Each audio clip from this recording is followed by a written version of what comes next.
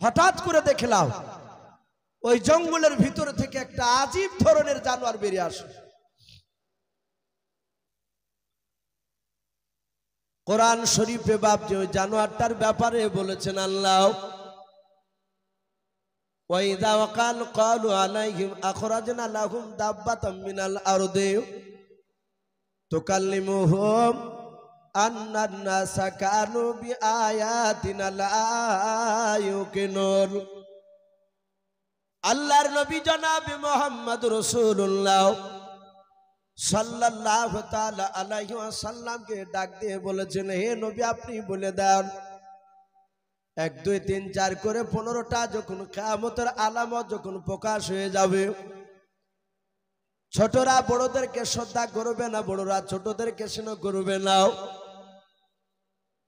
আবার রাস্তাঘাটে প্রকাশ জানা বা বিচার শুরু হয়ে যাবে, আসমানে ফড়িং দেখতে পাওয়া যাবে না। আল্লাহর নবী জনাবে মুহাম্মদ রাসূলুল্লাহকে ডাক দিয়ে বলেন, আল্লাহ এই নবী ওই সময় আপনার ধরিত্রীর বুক থেকে এমন একটা জানোয়ারের আমি প্রকাশ ঘটাবো, ওয়াইদা ওয়াকাল ক্বালু আলাইহিম আখরাজনা লাহুম দাব্বাতাম মিনাল আরদি, ওই জানোয়ারটা বের করব, জানোয়ারটার নাম হবে দাব্বাতুল আরদ তুকাল্লিমুহুম, ওই জানোয়ারটা মানুষের মতো কথা বলবে, আন্নান নাসা কথা বলবে মানুষের মতো, কানু বিআয়াতিনা লা ইউকিনুন, ওই জানোয়ারটা সারা পৃথিবী বাপজে ভ্রমণ করবে। আল্লাহর নবী জনাবে মুহাম্মদ রাসূলুল্লাহ সাল্লাল্লাহু তাআলা আলাইহি ওয়াসাল্লাম তিনি বলেন, মুসলিম শরীফের বাবা হাসিয়াতে পাওয়া যায়, সেদিন কাপ বাপজি আপনার যে দুটো পাহাড় বাপজে পাওয়া যায়, সাফা আর মারওয়া পাহাড়, কিতাবে পাওয়া যায় ওই মারওয়া পাহাড়টা বাপজি সেদিন চৌচির হয়ে যাবে, যেদিন বেরিয়ে আসবে ওই পাহাড়টা বাপজি পেট ফেটিয়ে বেরিয়ে যাওয়ার পর ওই জানোয়ারটা বাপজি দাব্বাতুল আর জানোয়ারটা বেরিয়ে আসবে, যে জানোয়ারটা সাহাবারা বলেন আমরা দেখলাম জঙ্গলের ভিতর থেকে বেরিয়ে আসলো। আল্লাহর নবী জনাবে মুহাম্মদ রাসূলুল্লাহ সাল্লাল্লাহু তাআলা আলাইহি ওয়াসাল্লামের সাহাবারা বলেন দেখলাম ওই জানোয়ারটা সেদিন জঙ্গল থেকে বেরিয়ে আসার পর একেবারে নৌকার 2 থেকে বাপজি 2.5 হাত কিংবা 3 হাত সামনে এসে দাঁড়িয়ে গেল। সাহাবারা বলেন দেখলাম জানোয়ারটার হাত দুখানা ছিল বাপজি বাঁদরের মতো, তার বাপজি আপনার গলাখানা ছিল ওটের গলার মতো, বাপজি মুখখানা লম্বাও। ওই জানোয়ারটার পা থেকে বাপজি মাথা পর্যন্ত মা বোনাদের যেমন মাথায় বড় বড় চুল রয়েছে, ওই রকম বড় বড় বাপজি চুলে গোটা শরীরখানা বাপজি ঢাকা ছিল। সাহাবারা বলেন ওই জানোয়ারটার মুখখানা চিনতে পারছিলাম না। হঠাৎ করে জানোয়ারটা আমাদের নৌকার সামনে আসার পর হাতখানা আকাশের দিকে উঁচু করে চিৎকার করে বলেছিল, ওগো নবীর সাহাবারা তোমরা চিন্তা করো না, ভয় পেও না, তোমরা নৌকা থেকে নেমে সোজা দ্বীপের ভেতরে চলে যাও। সাহাবায়ে কিরামদের মধ্যে থেকে সব সাহাবারা বলেন আমরা সবাই মিলে চুপচাপ বসেছিলাম, দাঁড়িয়েছিলাম। সাহাবার মধ্যে থেকে একজন বিশিষ্ট সাহাবা যেনার নাম আনাস বিন মালিক রাদিয়াল্লাহু তাআলা আনহু বলে নাম পাওয়া যায়, ওই আনাস বিন মালিক সাহাবা ওনার ব্যাপারে বাপজি পাওয়া যায়। উনি বলেন আমি দেখলাম একেবারে কাছাকাছি এসে যখন কথা বললাম, আনাস বিন রাত দিন নবীজি যেখানে যায় সেখানে আব্দুর রহমান তিনি যায়। আল্লাহর নবী জনাবে মুহাম্মদ রাসূলুল্লাহ সাল্লাল্লাহু তাআলা আলাইহি ওয়াসাল্লাম নবী আমার মাদ্রাসা আসহাবে সুফা থেকে বেরিয়ে এসে মসজিদে নববীর মধ্যে মিম্বারে বসে নবী আমার সাহাবাদেরকে নিয়ে বাপজি জান্নাত জাহান্নামের কথা আলোচনা করেছিলেন। আল্লাহর নবীজির সাহাবারা নবীজির চেহারার দিকে বাপজি ফাল ফাল করে চাতক পাখির না চেয়ে চেয়ে কথাগুলো শুনতেন বাবা। সাহাবারা জানতেন এমন একজন নবীজিকে আমরা পেয়েছি, এই নবীজির চেহারার দিকে তাকালে তাদের জীবনের গুনাহগুলো মাফ হয়ে যায়। বলুন সুবহানাল্লাহ। ও বাপজি ভাইরা আমার, বিশ্ব নবীর সাহাবায়ে কেরাম নবীজির চেহারার দিকে চেয়ে তারা ফ্যাল ফ্যাল করে চেয়েছে, আর সুনের কথাগুলো শুনতেন। আল্লাহর নবীও বাপজি সাহাবাদের দিকে চেয়েছে, কথাগুলো বলতে নবীও ভালোবাসতেন। মহব্বত ভালোবাসা একদিক থেকে বাপজি হয় না, দুই দিক থেকে বাপজি মহব্বত না হলে। আল্লাহর নবী তাকিয়ে দেখলেন আব্দুর রহমান, ওই আউফের বেটা আব্দুর রহমান, তখন আবু হুরায়রা বাপজি হয়নি। ওই আব্দুর রহমান আল্লাহর নবীজির চেহারার দিকে চেয়ে বাপজি দুই চোখের কোনা দিয়ে ঝরঝর করে পানি ঝরে যায়। নবী বলেন, আব্দুর রহমান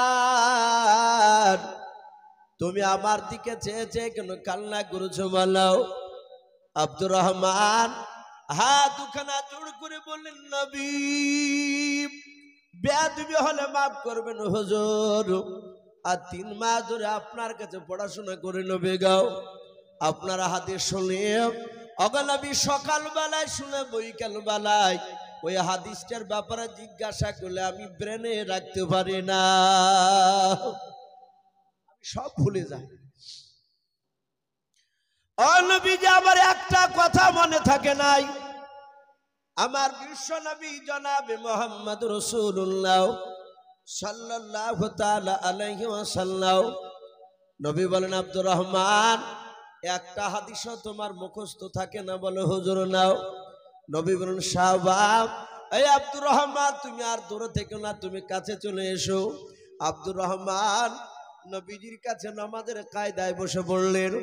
আল্লাহর নবী দরদি নবী জনাবে মুহাম্মদ রাসূলুল্লাহ সাল্লাল্লাহু তাআলা আলাইহি ওয়াসাল্লাম নবী দরদি নবী আমার মাথা থেকে বাপজি পাগড়ি খানা করলেন। ও বাপজি ভাইরাও, আমার বিশ্ব নবীর বরকতের ব্যাপারে বলা হয়েছে নবীজির পা থেকে বাপজি গোটা শরীর খানাও, এমনকি নবীজি যেই জিনিস হাত দিয়েছেন, যে জিনিসটা ব্যবহার করতেন সেগুলো বরকতে ভরপুর ছিল। বলুন সুবহানাল্লাহ। নবীর গোটা দেহ বরকত, যেটা ঠেকত সেটা বরকত হয়ে যেত। আল্লাহ রসুল পাগড়ি খানা বাপজি মাথা থেকে নামালেন। নবীজি পবিত্র বাপজি আঙুলটা রসুলের হাত দিয়ে, এই আঙুলটাকে সাদা আঙুল বলা হয়, এই আঙুল দিয়ে নবী আমার ওই রুমালে বাপজি দুটো দাগ টানিয়ে দিলেন। দাগ টানিয়ে দেওয়ার পর বিশ্ব নবীজি ডাক দিয়ে বললেন, ও আব্দুর রহমান আর কেঁদো নাই, পাগড়ি খানা একটু বুকের সাথে তুমি জড়ে ধরাও। আব্দুর রহমান বলেন, আমি পাগড়ি খানা বুকের সাথে আমি জড়ে ধরলাম। হযরত আব্দুর রহমান তিনি নবীজির পাগড়ি পার সাথে বাবা বুকের সাথে জড়ে ধরার পর উনি গালে মুখে বাপ যে একটু মাইকে চুমা দিয়ে দিলেন।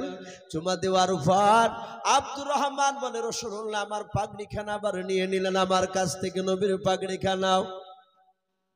খুদার কসমকে বলি, সেই দিন থেকে আমি মৃত্যুর আগ পর্যন্ত আমি রাসূলুল্লাহর একটা হাদিসও আমি ভুলি নাই। বলুন সুবহানাল্লাহ।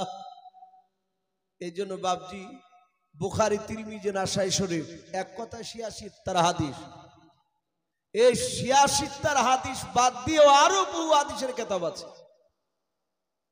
প্রতিটা হাদিসে শুধু হাদিস পাওয়া যায় এই আব্দুর রহমানের। হাদিসে লিখেছে প্রায় ৫,০০০-এর উপরে বাপজি বেশি এই আব্দুর রহমান তিনি হাদিস বয়ান করেছিলেন। বলুন আলহামদুলিল্লাহ।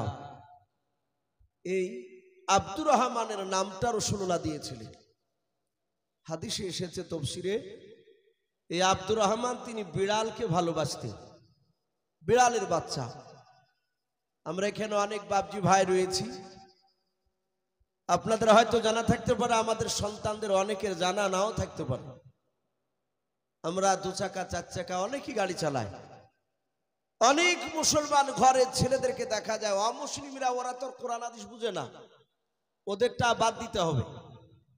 কিন্তু আমরা মুসলমান ঘরে জন্ম নেওয়ার পরেও রাস্তা দিয়ে যদি বাপজি দেখতে পায় বিড়াল, যদি বুঝতে পারে বিড়াল এক সাইডে বসে আছে, ড্রাইভার চেষ্টা করে বিড়ালটাকে বাপজি তার দিক দিয়ে চাকা তুলে তাকে মেরে ফেলার। যদিও মারতে না পারে, যদি বিড়াল বাম দিক থেকে ডান দিকে চলে যায়, অমনি সাথে হাতে পাবে যে বিপদ। ডান দিক থেকে বাম দিকে গেলে বলে যে বিপদ। মারতে না পারলে শিয়াল হোক কিংবা বিড়াল, দেখা যায় বাপজি আপনার ওই গাড়িকে থামিয়ে দেয়, দিয়ে কাছে এমনি করে ইন্টু চিহ্ন দেয়, যাকে গুণ চিহ্ন বলি। বলে ভাই এক হইলে কেন? বলে বিপদ আসতো তাই সেটা কাটিয়ে দিলে। এই বিপদ তো আমার বাপের বাড়ি থেকে আসে না সবারই, ওটা আল্লাহর তরফ থেকে আসে। অনেকে বাপজি ডান দিকে থুতু ফেলে, আমরা অনেক ড্রাইভারকে দেখেছি থুতু ফেলে 3 বের। বাপজি এগুলো পুরো হচ্ছে শিরিক। শিরিক অনেক রকমের আছে। নামাজ আমরা যে পড়ি বাপ, বুঝে আসছে না কিয়ামতের ময়দানে আল্লাহ না করুক আমাদেরকে বিপদে না ফেলুক, সেদিন ধরা পড়বো আমরা যে আমরা চলতে ফিরতে গিয়ে কত রকমের শিরিক করে ফেলছি আমরা। আর আল্লাহ বলেছেন ইন্না শিরকালা যুলমুন আযীম, শিরিকের গুনাহ হচ্ছে মারাত্মক গুনাহ। অন্য গুনাহ আল্লাহ ইচ্ছা করলে মাফ করবেন, কিন্তু শিরকের গুনাহ আল্লাহ মাফ করবেন না। এত শিরকের গুনাহ বাপজি আমার সোনা লালেরাও, নামাজ আমরা পড়ি অনেক সময় লোক দেখানো নামাজ হয়ে যায়। এই লোক দেখানো নামাজ, এটাও বলা হয়েছে শিরিক হয়ে যাবে। ওমরে ফারুক রাদিয়াল্লাহু তাআলা আনহুর জামানার একটা ঘটনা।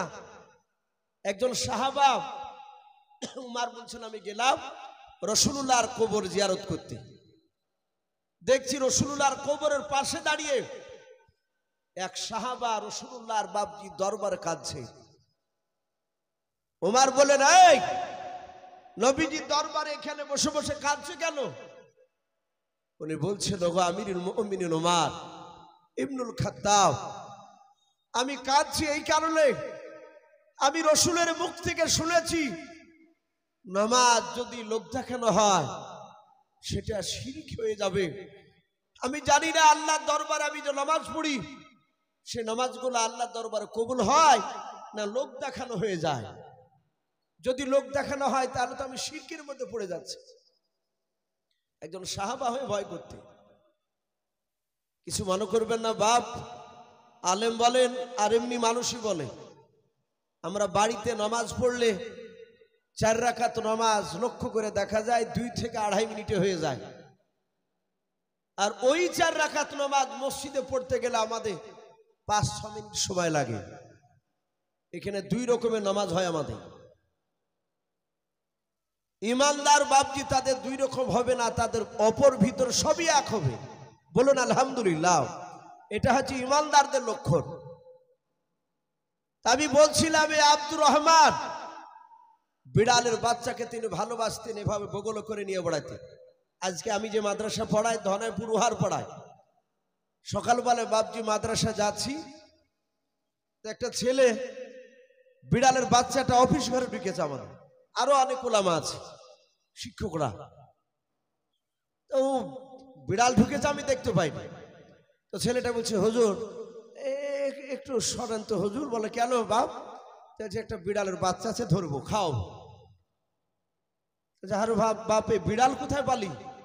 বলছে গত কালকে না 4-5 দিন হলো একটা বিড়ালের বাচ্চা ওর মাকে মেরে ফেলাইছে একটা বাচ্চা ছেলেতে, দিয়ে ওই বিড়ালের বাচ্চাটাকে নিয়ে এসেছে।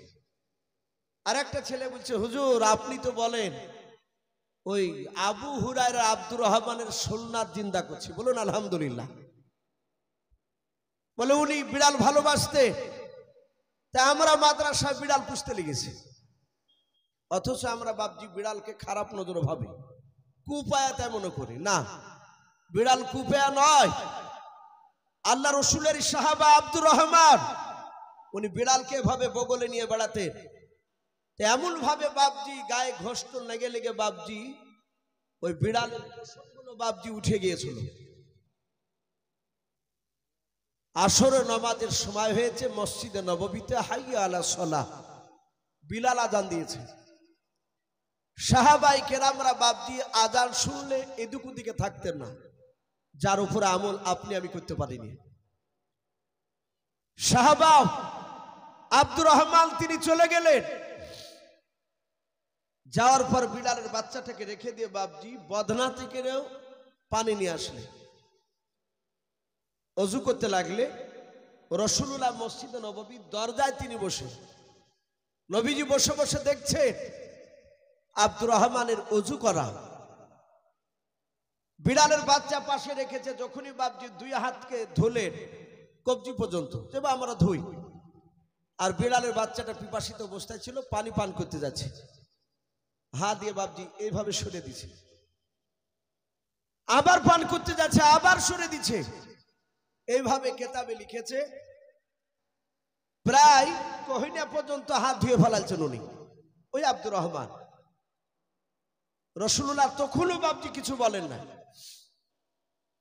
আব্দুর রহমান দেখলেন এ তো শুনে না, এ তো পানি না খেয়ে ছাড়বে না, তখন বদনাটাকে বাপজি আপনার একটু কাজ করে দিলেন, এভাবে কাজ করে দিয়ে বলছে লেখা।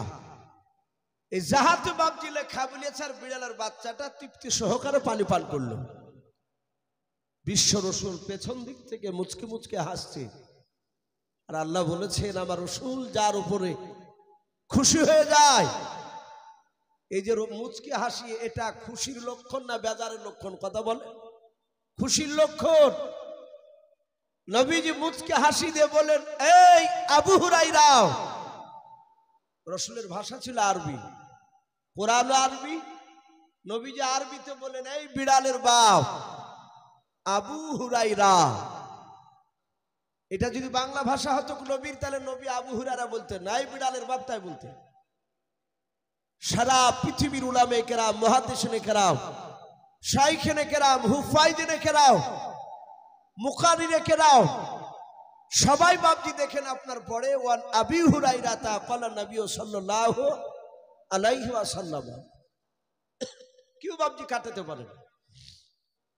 এইভাবে বাপজি রাসূলুল্লাহ এই বেঈমান, এই যে আবুল হাকাম জ্ঞানীগুণীর বুদ্ধিজীবীর বাপ যে লোকেরা বলতো, এর নামটা রাসূলুল্লাহ বাপজি দিয়েছিলেন।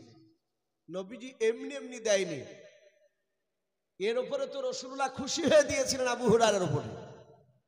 আর আবু জেহেল এই বেঈমানের উপরে নবী দুঃখ করে বাপজি তার লাকাব দিয়েছিলেন। এই আবু জেহেল রাসূলুল্লাহকে এত জ্বালিয়েছিল, নবীজিকে এত বাপজি আপনার কষ্ট দিয়েছিল। কিতাবে লিখেছে বেঈমান এ আবু জেহেল, এ আবুল হাকাম, এই রাসূলুল্লাহকে বাপজি জানার পরও, জানতো কিনা আখিরি জামানার রাসূল, জানার পরও বাপজি রাসূলুল্লাহকে অপমান করার চেষ্টা করেছে। এখনো আছে এক শ্রেণীর মানুষ, দাড়িওয়ালা টুপিওয়ালা লোক দেখলে বাপজি টিটকারি মারে,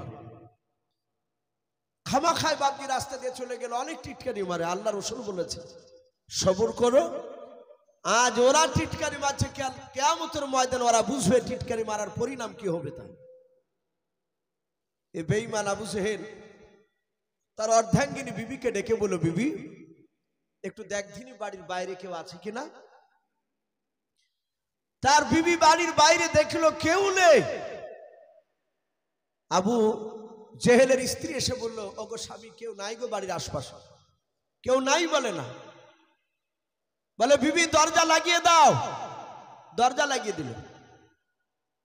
বেঈমান আবু জেহেল আইগিনা অর্থাৎ উঠোনের দিকে তাকে দেখিল ছোট ছোট বাপজি পাথর গুলোকে বাপজি আপনার কুচেলি পাথর বলে আমরাও,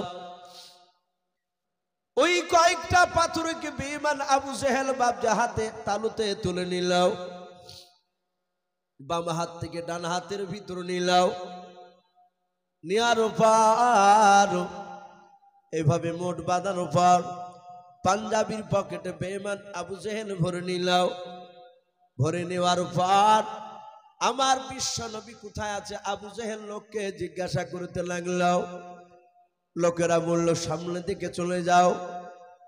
যেমন বাপজি আপনাদের ব্যাটকে মারি, বাপজি আপনারা চিন্তালা মোড় রয়েছে, আপনাদের কালোপুরের মোড় রয়েছে বাবা। বলল সামনে মোড়ে দেখো গা, ওই আব্দুল্লাহর সন্তানকে দেখতে বাবা। আবু জেহেল গিয়ে দেখলো নবীজি 8-10টা লোকের সামনে বাপজি বায়ান করেছিলেন। বেঈমান আবু জেহেল বিশ্ব নবীর কাছে গিয়ে বলেছিল ভাতিজা, ও ভাতিজাও, আজ কয়েকদিন হলে তুমি নবুয়ত দাবি করেছো বলে হ্যাঁ। আল্লাহর নবী বলেন আল্লাহ আমাকে ওমা আরসালনাকা ইল্লা রাহমাতাল লিল আলামিন, আমাকে রহমতের ভান্ডার থেকে রহমতের নবী করে পাঠিয়েছে রে বাবা। আবু জেহেল বলল তুমি যে রহমতের ভান্ডার থেকে রহমতের নবী হয়ে যদি আসো, ওরে ভাতিজাও তাহলে বলো আমার হাতের ভেতরে কি ভরা আছে একটু বলাও। আল্লাহর নবী বাপজি মৃদু হাসি দিলেন।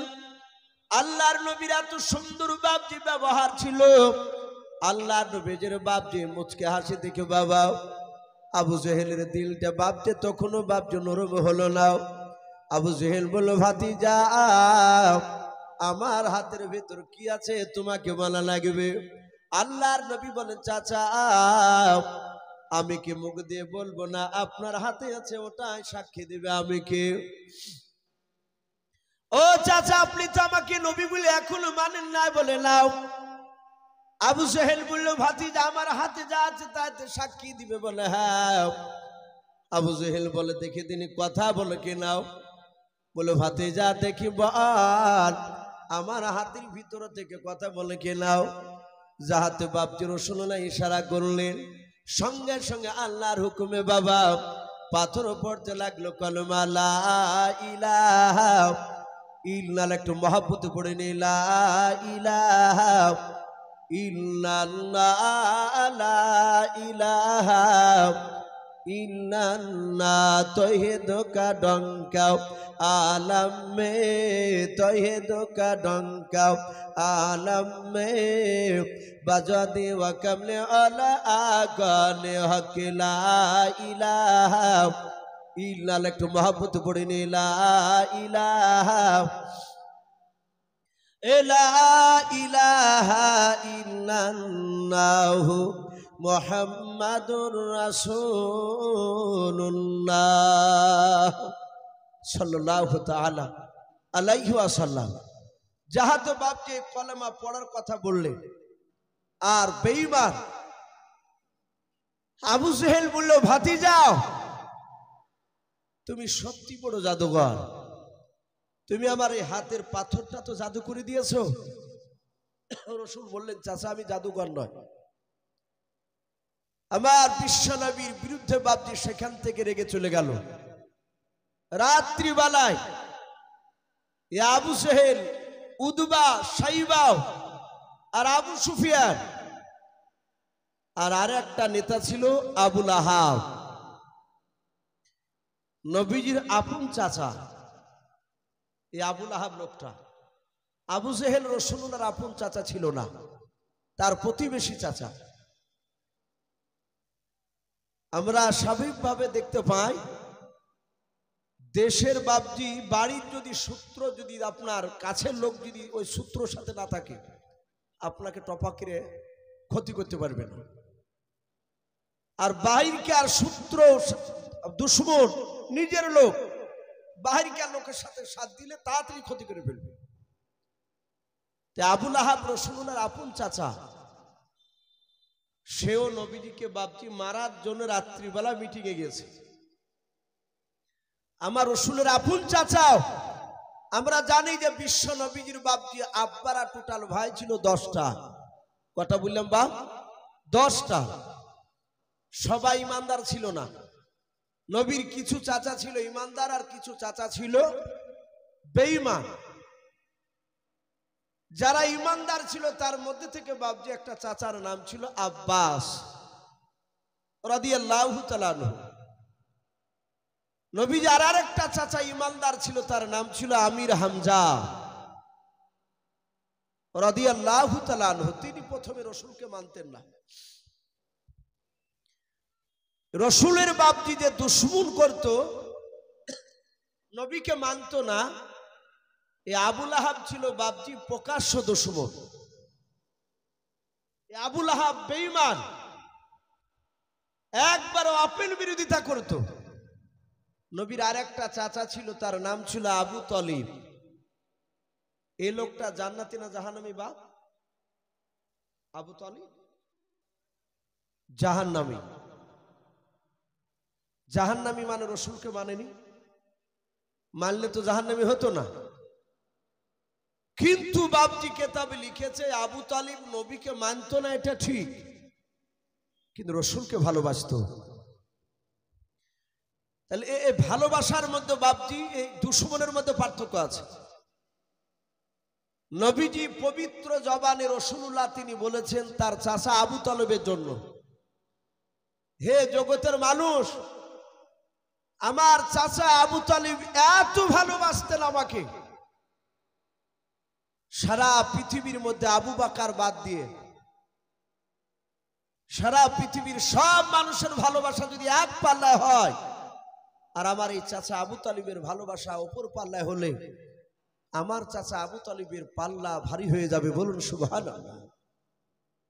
তাহলে তিনি কতটা নবীকে ভালোবাসতেন। এই ভালোবাসার আলোচনা করতে গিয়ে সিরাতে হালবিয়া বলে বাপজি একটি কিতাব, সেই কিতাবে একটি ঘটনা তুলে ধরেছে। নবীকে কতটা ভালোবাসতেন নবীজির চাচা আবু তালিব। আমরা জানি রাসূলুল্লাহর 40 বছর বয়স যখন হলো, গাড়ি হিরাতে রাসূলুল্লাহর কাছে বাপজি কোরআন নাজিল হলো। কথা সত্য না মিথ্যা? বলে কথা সত্য। তাই বলে নবীজি 40 বছরের আগে নবী রসুল ছিলেন না, এটা আমাদের আকীদা নয়। আমাদের আকীদা 40 বছর আগেও তিনি নবী রসুল ছিলেন। কার খাতায়? বলে আল্লাহর খাতায়।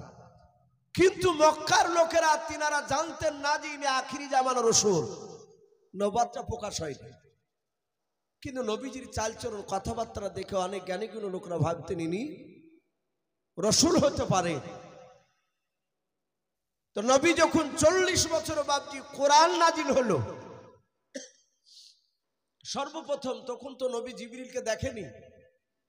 কিতাবে লিখেছে কোরআন নাজিল হলো, রাসূলকে বললেন ইকরা বিসমি রাব্বিকাল্লাযী খলাক ইলা আখিরিল আয়া। কোরআন শরীফের 30 পারায় সূরা আলাক, এই সূরাটা সর্বপ্রথম নাজিল হয়েছে। নবীজিকে বলেন হে রাসূল আপনি পড়ুন। নবী সর্বপ্রথম উত্তর দিলেন আমি পড়া জানি না। কথা বলে নবী লেখাপড়া জানতেন? কথা বলে নবী পৃথিবীর কোন মানুষের কাছে লেখাপড়া করেনি। কেন করেনি? যদি একটা মানুষের কাছে লেখাপড়া করতো, ওই লোকটা বলতো যে মুহাম্মদ সাল্লাল্লাহু আলাইহি ওয়াসাল্লাম আমার ছাত্র, এ আমার কাছে বিদ্যা নিয়ে শিক্ষা গ্রহণ করে আজ নবুয়তের দাবি করে বেড়াচ্ছে। অনেক প্রাইমারি স্কুলের মাস্টাররা তাদের ছাত্ররা যখন কলেজের প্রফেসর হয়, অনেক বড় ডিপার্টমেন্টে যখন চাকরি পায়, অনেক সময় চায়ের দোকানে গল্প করতে করতে বলে যে ছাত্রটা আমার ছাত্র, আমি কে মানুষ করেছি। আমার আল্লাহ কারো কাছে শিক্ষা দেননি রসুলকে, নবীজির স্বয়ং মাস্টার তিনি হচ্ছেন আমার আল্লাহ। বলুন আলহামদুলিল্লাহ। তাই বলে রাসূলুল্লাহ বাপজি মূর্খ ছিলেন না।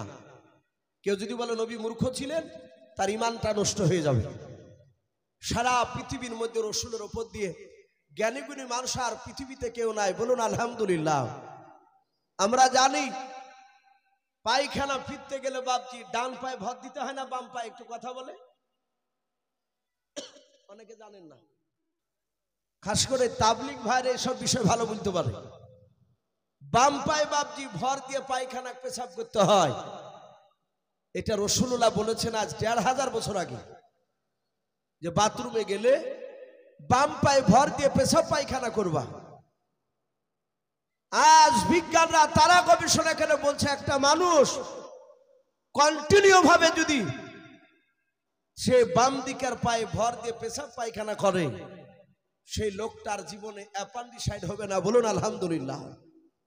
কিন্তু রাসূলুল্লাহকে সেই জামানায় জিজ্ঞাসা করেনি সাহাবারা, হুজুর এই বাম দিকে চাপ দিলে কি হয়? সাহাবারা ভাবতেন প্রশ্ন করলে যদি বেয়াদবি হয়, আর নবীর কাছে বেয়াদবি হলে জান্নাত পাওয়া যাবে না। তাহলে রসুলকে জিজ্ঞাসা করলে রসুলকে পারতেন না দিতে? কথা বল, অবশ্যই পারতেন। নবীর সারা পৃথিবীর মধ্যে বাপজি শ্রেষ্ঠ আমার রহমতের নবী, তিনি জ্ঞানী। নবীর ওপর দিয়ে জ্ঞানী গুণী মানুষ পৃথিবীতে জন্মায়নি, এখনো না, আগামীতেও জন্মাবে না। হ্যাঁ, রাসূলুল্লাহ বাপজি লেখাপড়া করেনি, ওই দিক দিয়ে কারণে আল্লাহ রাব্বুল আলামিন তাকে মানুষের কাছে শিক্ষা দেয়নি। নবীজি কোরআন বাপজি আপনার সেখানে জিবরিল আলাইহিস সালাম রাসূলকে বুকের সাথে ধরে চাপ দিলেন, নবী থরথর করে কাঁপতে লাগলেন। জিবরিল বলেন পড়ুন, নবী পড়তে লাগলেন। কোরআনের 5টা আয়াত সূরা আলাকের মুখস্থ হয়ে গেল। আল্লাহর নবী ওখান থেকে নেমে আসলেন, এসে খাদিজাতুল কুবরা রাদিয়াল্লাহু তাআলা আনহা ডাক দিয়ে নবী বলেন, খাদিজা জাম্বিলুনি জাম্বিলুনি জাম্বিলুনি, খাদিজা আমাকে চাদর দিয়ে তুমি জড়ে দাও। হযরতে খাদিজা বিশ্ব নবীকে চাদর দিয়ে জড়ে দিলেন। আল্লাহর নবীকে ডাক দিয়ে বলেন, ওগো প্রাণের স্বামী, আপনি এভাবে থরথর করে কেন কাঁপছেন বলুন। খাদিজার কাছে নবীজি বয়ান করলেন সব বাপজি ওই গাড়ি হেরার কথা। খাদিজা মনে মনে চিন্তা করেছেন, আমার সাথে নবীর বিয়ে হয়েছে 25 বছর বয়স পর্যন্ত। আমার তখন বয়স ছিল, খাদিজার বয়স ছিল তখন 40, নবীর বয়স ছিল 25। ওই 25 বছর থেকে নিয়ে বাবা 40 বছর পর্যন্ত বাবা, অর্থাৎ 15 বছর হচ্ছে তো নাকি? এই 15 বছর ধরে নবী গাড়ি হিরা গিয়ে বাবজি ইবাদত বন্দেগী করতেন আল্লাহর। হাদিসে পাওয়া যায় 3 দিন 4 দিন করে আসতেন না। আল্লাহর নবীর অর্ধাঙ্গিনী বিবি খাদিজা ওই গাড়ি হিরায় বাবজি খাবার নিয়ে যেতেন, নবীকে নিজে হাতে খাওয়াতেন। এখানে জানি না হাজী সাহেব বাবজি কতজন আছেন, আমি হাজী সাহেবদের মুখে শুনতে পাই এখনো বাবজি গাড়ি হিরায় ওই জমিন থেকে পাহাড়ের চূড়ায় যেখানে কোরআন নাজিল হয়েছিল ওই জায়গায় বাপজি পৌঁছাতে গেলে এখনো প্রায় 1.5 থেকে 2 ঘন্টা সময় লেগে যায়। বলুন আলহামদুলিল্লাহ। এখন তো বাবা জায়গাটা কেটে কেটে বাপজি রাস্তা বানিয়েছে, করেনি রাস্তা? মানুষ হেঁপে গেলে বাপজি তো মিলাই, সেই সময় বাপজি রাস্তা করা ছিল না রে বাবা, প্রায় 3 ঘন্টার উপরে সময় লাগতো। ওই আমার নবীজির এসে বলেন, খাদিজা একটা বড় মানুষ এসে আমাকে এই কথাগুলো শেখালো। খাদিজা ডাক দিয়ে বলেন, আপনার এত শরীর কেন কাঁপছে? বলে প্রচন্ড জ্বর। খাদিজা লেপ চাদর দিয়ে ঢেকে দিলেন। আল্লাহর নবীজির খাদিজা ডাক দিয়ে বলে, স্বামী গো আপনি এখানে শুয়ে থাকুন, আমি একটু বাড়ির বাইরে যাই। বাড়ির বাইরে যাওয়ার পর খাদিজার একটা চাচাতো ভাই ছিল, কে বলেছেন তার চাচা সম্পর্কে হতো, তার নাম ওয়ারকা বিন নাফিল বলে নাম, ওই ইহুদির পণ্ডিত আর আলেম। বলুন আলহামদুলিল্লাহ। ওই আলেমটার কাছে গিয়ে বলেছিল, গো চাচা আর যদি ভাই হয় তাহলে ভাই সম্পর্কে বলেছিল, ভাই আমার স্বামী গাড়ি হেরাতে গিয়েছে, থরথর করে কাঁপতেছে, একটা বিরাট মানুষকে দেখেছে সেখানে, তার আগে কোনোদিন দেখে নাই। খাদিজার সব মুখের বাপজি শোনান গেল, শুনলেন ঘটনাগুলো। ডাক দিয়ে বলেন, খাদিজা তোমার জীবন ধন্য হতে লেগেছে। বলে কেন? বলে আমার মনে হয় তোমার স্বামী আখিরি জামানার পয়গম্বর হয়ে গিয়েছে। বলুন সুবহানাল্লাহ। খাদিজা ওখান থেকে বাপজি চলে আসলেন। ওয়ারকা বিন নাফিল বলেছিল, গো খাদিজা তোমার স্বামীকে যদি পরীক্ষা করতে হয় তাহলে পরীক্ষা করবাও। নবীর কাছে একটা দূত আসবে, ফেরেশতা আসবে, তার নাম জিবরিল আলাইহিস সালাম। ওই ব্যক্তি খারাপের দিকে তাকাবে না, ভালোর দিকে তাকাবে। বলে তাই নাকি? বলে হ্যাঁ। নবীজির কাছে এসে আবার খাদিজা বাপজি জড়িয়ে ধরলেন। নবী বলেন, খাদিজা তুমি আমাকে একটু বুকের সাথে তুমি পাদা মেরে জড়িয়ে ধরাও। খাদিজা নবীকে বাপজি বুকের সাথে জড়িয়ে ধরলেন, বলে স্বামী গো ভয় করবেন না, চিন্তিত হবেন না। আল্লাহর নবী বলেন খাদিজা, যে লোকটা গাড়ি হিরায় আমার সঙ্গে কথা বলেছিল ওর বুকের সাথে আমার বুকটাকে ধরে চাপ দিল রে খাদিজা, তখন মনে হচ্ছিল আমার বুকের বাতাগুলো চূর্ণ বিচূর্ণ হয়ে যাচ্ছে। ওরে খাদিজা, ওই দেখো লোকটা আমার দিকে চেয়ে চেয়ে মুচকে মুচকে হাসতেছে, বলুন সুবহানাল্লাহ। খাদিজা বাপজির সাথে দরজা বন্ধ করে দিলেন, জানালা বন্ধ করে দিয়ে বলুন স্বামী আর দেখতে পাচ্ছেন? বলে হ্যাঁ। ফেরেশতাকে কে দরজা বন্ধ করে বাপজি আড়াল করা যায়? কখনোই না। লাস্টে খাদিজা বাপজি পরীক্ষা করলেন, দেখে তিনি ব্যক্তিকে সাথে খাদিজা একটু পর্দা থেকে বাপজি আপনার টাকনো নিচ থেকে বাপজি একটু যাহাতে কাপড়টা বাপজি তুললেন। নবী বলেন খাদিজা, ওই লোকটাকে আর দেখতে পাওয়া যায় না। খাদিজা বাপজি রাসূলুল্লাহকে বাপজি পাজা মেরে জড়িয়ে ধরলেন। আল্লাহ রাসূলকে জড়িয়ে ধরার পরে গালে মুখে চুমা দেন আর হাসেন। নবী বলেন খাদিজা, কি ব্যাপার, তুমি পাগলিনীর মতো করেছে কেন? খাদিজা বলো। খাদিজা ডাক দিয়ে বলো হুজুর আমি পাগলিনী নয়, ও নবীজি মাফ করবেন, আর ভয় করবেন না। নবী গো আমি ভাগ্যবতী রমণী খাদিজা। বলে কেন? বলো হুজুর আপনি সারা পৃথিবীর পয়গম্বর হয়ে গিয়েছেন, বলুন সুবহানাল্লাহ। ওগো নবী, যেই লোকটা আপনার সাথে দেখা করেছিল, যেই লোকটাকে দেখতে পাচ্ছিলেন, ওই লোকটা পৃথিবীর কোনো মানুষ নাই, শয়তানও নয়, ওই ব্যক্তি আল্লাহর ফেরেশতাও। ও নবী আপনার উপর কোরআন নাজিল হয়ে গিয়েছে। আল্লাহর নবী বলেন হ্যাঁ এই কথা তো আমাকে জিবরিল বলেছিলেন, ওই লোকটাও বলেছিলেন। ও বাপজি ভাইয়েরাও, আল্লাহর নবী সেদিন থেকে বাপজি খাদিজাকে কলমের দাওয়াত দিলেন। কিতাবে লেখা আছে আল্লাহর নবীজিকে বাপজি চাদর দিয়ে ঢেকে দিয়েছেন। আল্লাহর নবী বলেন খাদিজা আবু তুমি আমাকে আর একটু চেপে ধরাও। খাদিজা বলে নবীকে চেপে ধরলাম, দেখলাম নবীর পা থেকে মাথা পর্যন্ত চাদর দিয়ে ঢেকে দিয়েছে।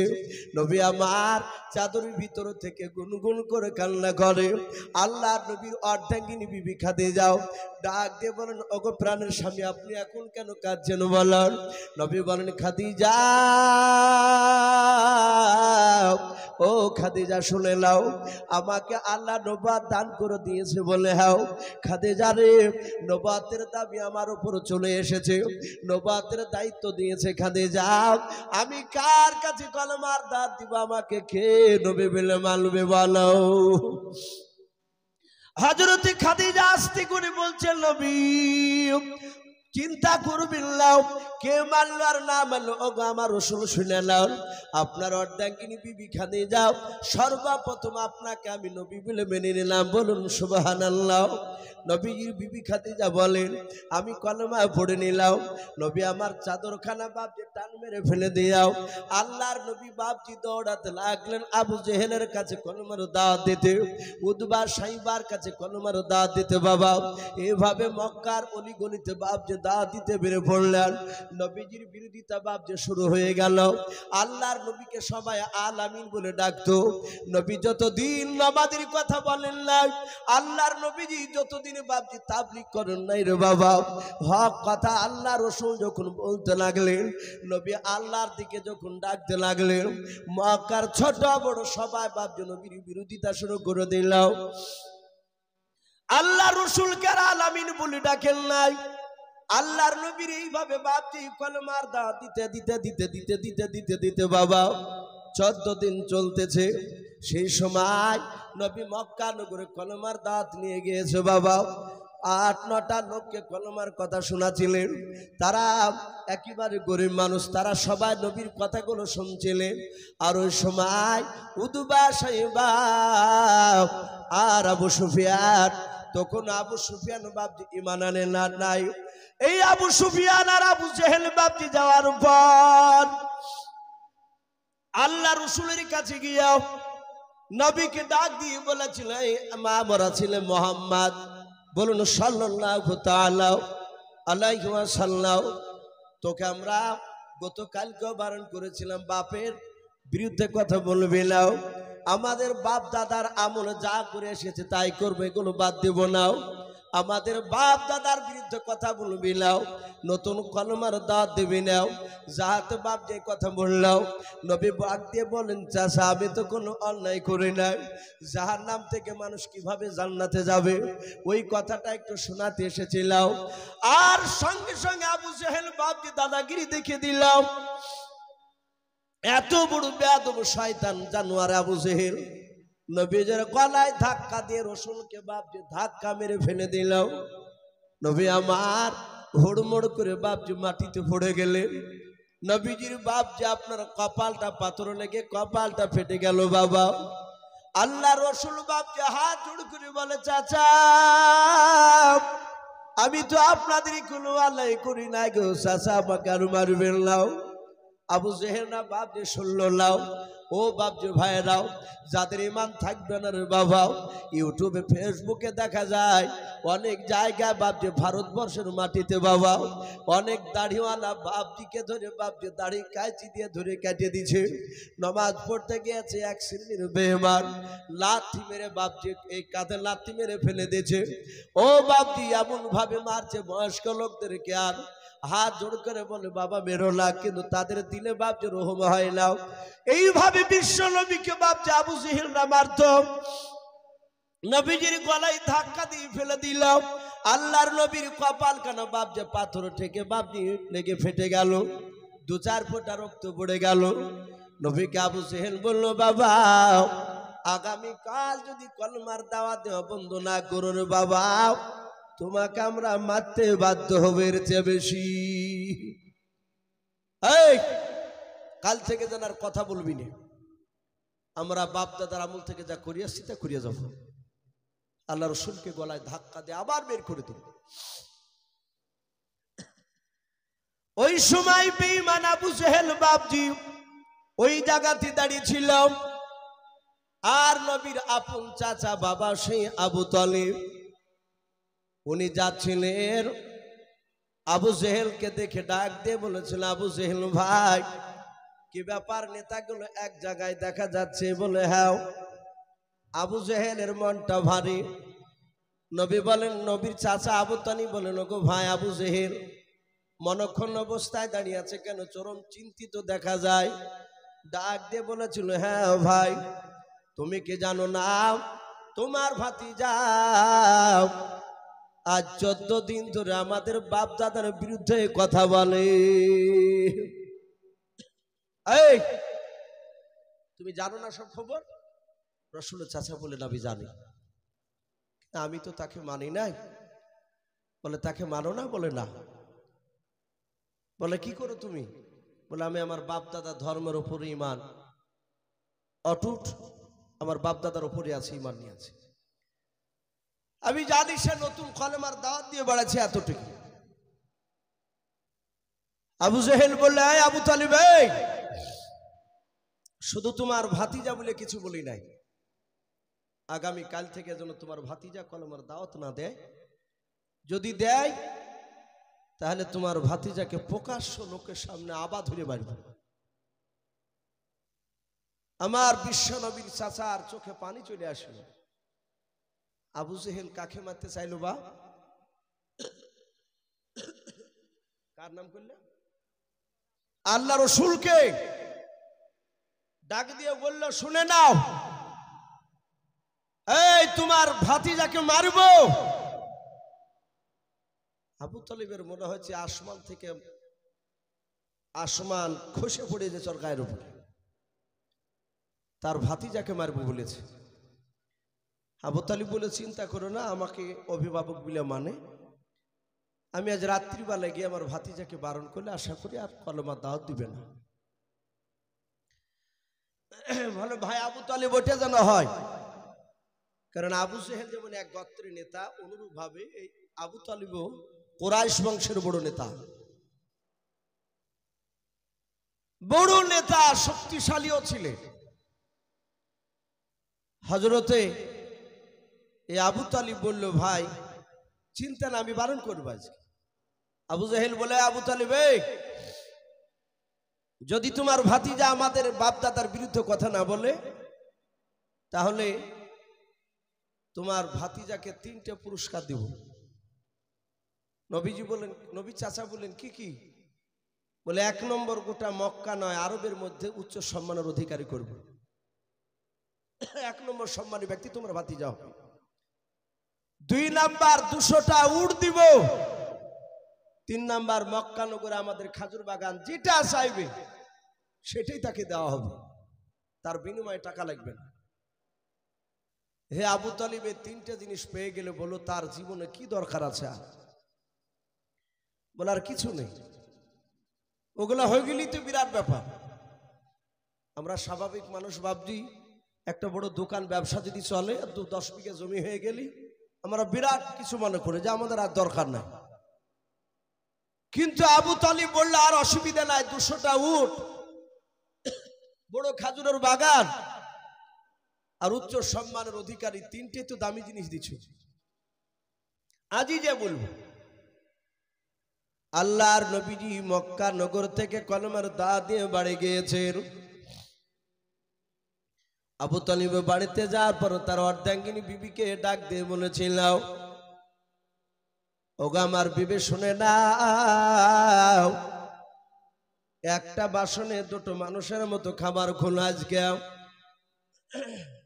ডাক দিয়ে বলেছিল, স্বামী এতদিন আপনি বলেন নাই, বহুদিন আগে আপনি একটা বাসনে 2টে মানুষের খাবার খুলতে বলতেন। বলে বিবি শুনে নাও, বহুদিন ধরে আমার ভাতিজাকে নিয়ে খাবার খাইনি, যাও খাবার খোলো। খাবার খোলা হলো।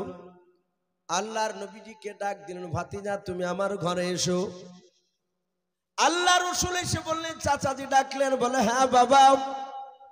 আল্লাহর নবীকে খাবারের সামনে বাপজি বসতে বলে নবীজি বসে পড়লেন। দরদি নবী বলেন, বাবা খাবারের সামনে বসে যাও। আবু তালিব মনে মনে চিন্তা করলো, মাওলা আমি যদি খাবার খাওয়ার আগে যদি আমার ভাতিজাকে যদি কথাটা বলি, আমার মনে হয় ভাতিজা হয়তো দুঃখ করে আর খাবার খাবে না। না, আমি একে খাবার খাওয়ার আগে বলা যাবে না। এখান থেকে একটা শিক্ষা নেওয়া দরকার বাপজি আমাদের। অনেক সন্তান আমাদের বাপজি অন্যায় করে, আমরা বাপরা রাগে থাকতে না পেরে বাড়ি থেকে বের করে দিই। বাপ চলে যায়, মা বাহির থেকে ডেকে নিয়ে এসে ছেলেকে খেতে দেয়। 2-3 বার খাবার খাওয়া হয়েছে মুখে, আর অমনি ওই সময়তে বাপ আবার চলে এসেছে। তার বাপ এসে বলে, একে খেতে কে দিয়েছে? মা ভয় থরথর করে কাঁপে, হয়তো মারবে বুঝি। ছেলেকে কাছে গিয়ে বলে, আমি দিয়েছি খেতে। অনেক পুরুষ তার স্ত্রীকে মেরে দেওয়ার আগে বেটার সামনে থেকে খাবার বাসনকে কেড়ে নেয়। সকালবেলায় শোনা যায় ওই সন্তান হয় গলায় দড়ি দিয়েছে, নাহলে বিষ খেয়ে মারা গিয়েছে। অনেক জায়গায় এরকম ঘটে। এই জন্য বাপজি আমার মনে হয় যে খাবার খেতে দিয়ে খাবার টেনে নেওয়া পৃথিবীতে মনে হয় এর উপর দিয়ে আর বড় আঘাত নাই। সন্তান দোষ করেছে, সে তো আবুঝ বুঝে না। এই সন্তান খাবার খাক, তারপরে তাকে হিকমতের সহিত কথা বল। আমরা কথা বলতে জানি না বাপ। কোরআন যেভাবে কথা বলতে বলেছে সেভাবে আমরা কেউ বলিনি। সূরা লুকমানে, আমি এখানে ঢুকছিলাম, আপনাদের এখানে মনে হয় সম্ভবত হেলাল উদ্দিন বলে একটা ছেলে, তিনি সূরা লুকমানের একটা কথা বলছিলেন। ক্বালা ইয়া বুনাইয়া লা তুশরিক বিল্লাহ। একজন লোকমান হাকিম, বিরাট জ্ঞানীগুণী মানুষ, তার এই নসিহতটা আল্লাহ এত পছন্দ করেছিলেন যে কোরআনে তার নাম দিয়ে দিয়েছে। বলুন আলহামদুলিল্লাহ। এই লোকমান হাকিম, সে নবী ছিলেন না, বেশিরভাগ উলামারা লিখছেন তিনি নবী ছিলেন না, তিনি ওলি ছিলেন, আল্লাহর বিরাট বুজুর্গ। তো সেই ব্যক্তি তার সন্তানকে বলছে, ক্বালা ইয়া বুনাইয়া লা তুশরিক বিল্লাহ। ক্বালা ইয়া বুনাইয়া, হে আমার কলিজার টুকরা সন্তান, হে আমার কলিজার টুকরা বেটা, লা তুশরিক বিল্লাহ, খবরদার আল্লাহর সাথে শরীক করো না। এই যে কলিজার টুকরা বেটা, এই কথাগুলো আমরা কখন বলি দেখতে পাওয়া যায়? ওই ছেলে যখন কোলে থাকে, 1-1.5 বছরের বাচ্চা, 2 বছরেও আমার কলিজার টুকরা বেটা, আমরা তাই বলি। কথা শুনে বলা হয়েছে ওরকম বাচ্চাকে মনে নিষেধ করছেন না। তখন লোকমান হাকিমের ছেলের বয়স প্রায় 40 বছর পার হয়ে গেছে। তাহলে কত মিষ্টি আওয়াজ আমাদের ছেলে শুনবে কি করে? কিছু মনে করবেন না, নাম হচ্ছে আব্দুল জাব্বার। নামাজ পড়তে ডাকছে ছেলেকে, জাব্বারি আয় নামাজ পড়তে যাবি নে? জাব্বারি। ছেলে তো বাপজি হনুমানের মতন দাঁত বিজড়ে বলছে, কাল থেকে তো নামাজ পড়তে ধরিয়েছে, ধরে দেখো না। যেমন কথা তেমনি উত্তর বাপজি পাওয়া যাচ্ছে। আমরা খেতে বসে কেউ বাপজি সন্তানকে মধুসূর বলিনি, কাছে পাশে বসে ডেকে বাপজি ছেলের মাথা হাত বুলে বলি না। এই জন্য বাপজি আমাদের কথা শুনতে চাই না। আমি বলছিলাম হযরতে আবু তালিব চিন্তা করছে, আগে যদি খাবার খাওয়ার আগে যদি ওই আবু জেহেলের কথাগুলো বলি, আমার ভাতিজা হয়তো রাগ করে আঘাত করে হয়তো আর খাবার খাবে না। আর যদি না খায়, আমি যে তার চাচা, সারা রাত ঘুমাতে পারবো না। জোরে বলুন সুবহানাল্লাহ। রাসূলের আপন চাচা ডাক দিয়ে বলল, ভাতিজা তুমি খাবার খেতে শুরু করে দাও। আল্লাহর নবী যে হাত ওখানা জোড় করে বলেন, চাচা আপনি ভালো জানেন ওই 8 বছর বয়স আমার দাদা আব্দুল মুত্তালিব ইন্তেকাল করেছিলেন। সেই 8 বছর থেকে নিয়ে চাচা 25 বছর পর্যন্ত আপনার সাথে আমি খাবার খেয়েছি, খাদিজাকে বিয়ে করার দিন পর্যন্ত, সকালবেলা পর্যন্ত। নবী চাচা গো, এক বাসনে দুজনাই খাবার খেতাম, আপনি আমাকে না নিয়ে খাবার খেতেন না। ওগো চাচা, আপনি জানতেন, আপনি আমাকে দেখেছিলেন, আপনি আগে খাবার না খেলে আমি খেতাম না। ওগো চাচা, আপনি আগে খাবার খান, তারপরে আমি খাবার খাবো। যাহাতে নবীজি এই কথাটা বললেন, আর আবু তালিব আর ধৈর্যের বাঁধ বাপ ধরে রাখতে পারলো না। হাউমা করে তিনি চিৎকার করে কেঁদে উঠে বলেছিলেন, বাবা এত ভালোবাসো তুমি আমাকে? বলে চাচা শুনে নাও, মার পেটে 6 মাস তখন আমার বয়স, তখন আমার আব্বাকে হারিয়ে ফেলেছি গো চাচা। আমার আব্বা সিরিয়ায় ব্যবসা করতে গিয়ে আর ঘুরে আসে নাই। ওগো চাচা,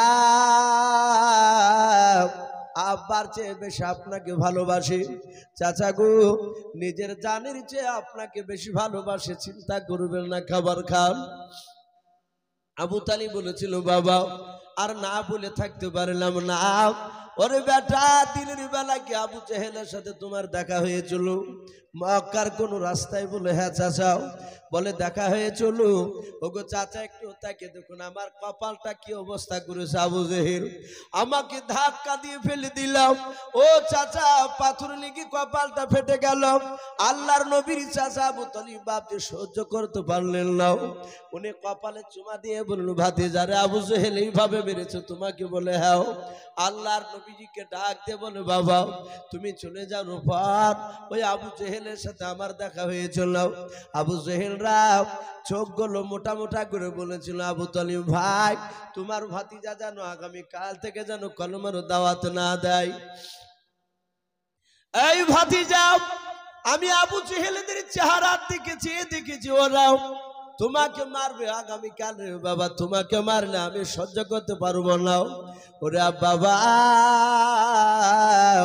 তুমি কাল থেকে আগামীকাল থেকে কলমার দাওয়াত আর দিবা নাও। বাবা শুনে নাও, কলমার দাওয়াত যদি বন্ধ করে দাও তোমার লাভ আছে। বলে কি চাচা লাভ? বলে ওই বড় বড় নেতারাও 3টা তোমাকে পুরস্কার দেব বলেছে। বলে কি কেউ? বলে 1 নাম্বার তোমাকে উচ্চ সম্মানের অধিকারী করবে, 2 নাম্বার মক্কা নগরে হিষ্টপিষ্ট শুনে নাও 200টা ওট দেবে, 1টা মক্কার বড় সবচেয়ে খাজুরের বাগানটা দেবে। বাবা এই বাবা বলল, এই তিনটে জিনিস যদি তুমি পেয়ে যাও আর তোমার কিছু লাগবে না রে বাবা, আর তুমি কলমার দাঁত দিতে যেও নাও। আল্লাহর নবী বলেন চাচা আর কিছু দিতে চেয়েছে বলে নাও। আল্লাহর নবী বলে চাচা শুনে নেন, আল্লাহর নবী জনাবে মুহাম্মদ রাসূলুল্লাহ সাল্লাল্লাহু তাআলা আলাইহি ওয়াসাল্লাম দরদে নবী ডাক দিয়ে বলেন চাচা যান শুনে নাও, শুধু মক্কার ওই তিনটা জিনিস কেন, গোটা পৃথিবীর ধন সম্পদ যদি আমাকে যদি দিয়ে দেয় ও চাচা, তার সাথে সাথে যদি আসমান থেকে সূর্য পেড়ে নিয়ে এসে আমার ডান হাতে যদি মক্কার নেতারা দিয়ে দেয় ও চাচা, মক্কা নগরের লোকেরা চাঁদ পেড়ে নিয়ে এসে যদি আমার বাম হাতে দিয়ে দেয় ও গো চাচা, খুদার কসম কেরা বলে শুনে নেন, আপনাকে সামনে রেখে আমি আল্লাহর কাছে ওয়াদা করেছি, শুনে নেন হক কথা কলমের তা দেওয়া বন্ধ করবো না, বলুন সুবহানাল্লাহ। রাসূল বলেন এই চাচা আমি হক কথা কলমার দাঁত বন্ধ করবো না। যাহাতে রসুলের কথা বললে আর আবু জেহেলের চোখ দুটো নয়, আবু তালিবের চোখ দুটো কুখের মতো লাল হয়ে গেল। ও তো বড় নেতা, তাতে রসুলকে মানে না, নবীকে ভালোবাসে, নবীর সুন্নাতের উপর আমল করে নাই। এখানে একটা বিশেষ লক্ষ্য করবেন বাপজি, এখানে শুধু নবীকে ভালোবাসার কথা আসেনি, নবীর সুন্নাতকে ভালোবাসার কথা এসেছে। আপনি আমি যতক্ষণ পর্যন্ত নবীর সুন্নাতকে না মানব ততক্ষণ পর্যন্ত বাপজি রসুলকে মানা হবে না। এমনি মৌখিক নবীকে ভালোবাসেন এটা বলতে পারে আমরা অনেকে।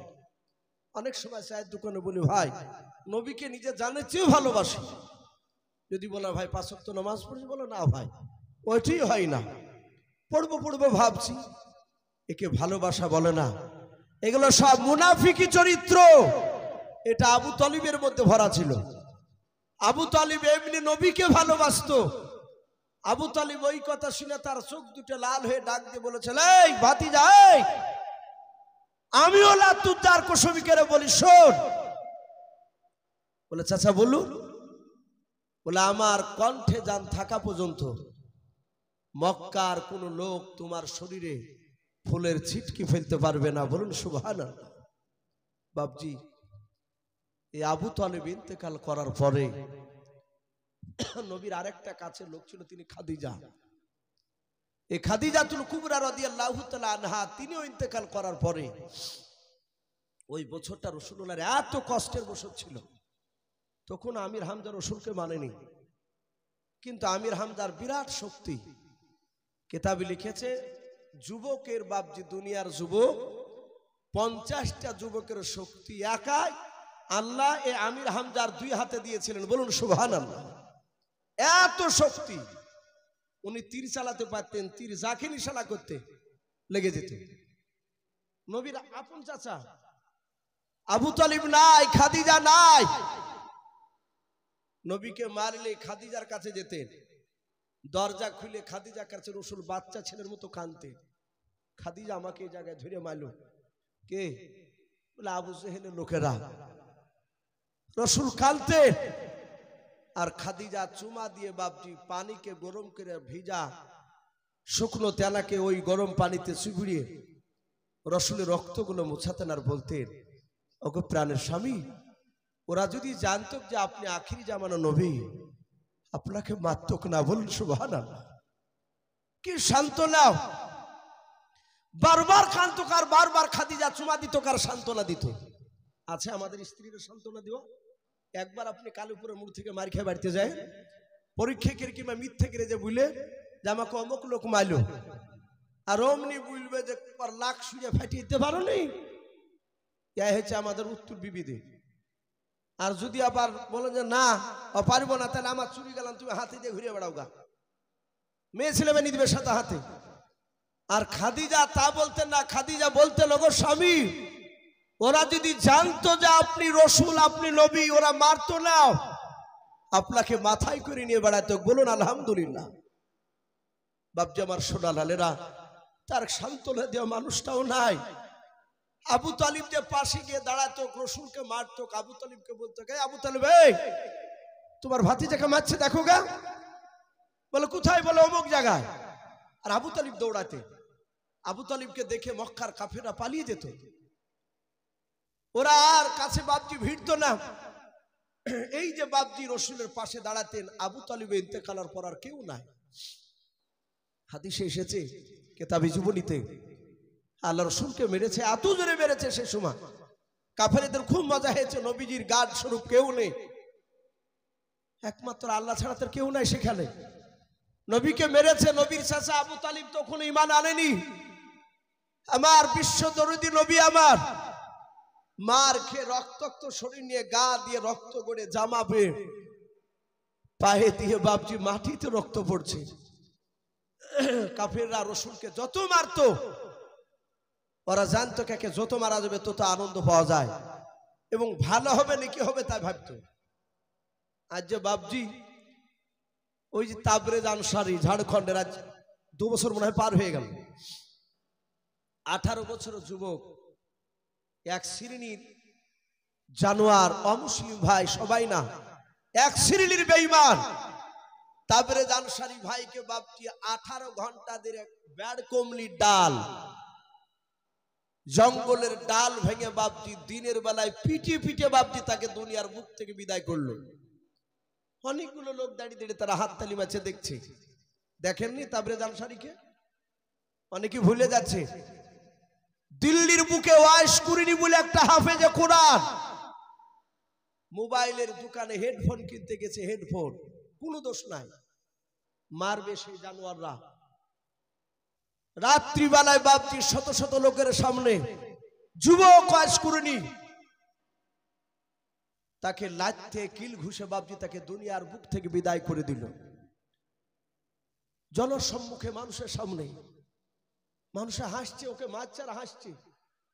ওদের ব্রেন গুলোকে নষ্ট করে দিয়েছে তাদের এক শ্রেণী নেতা।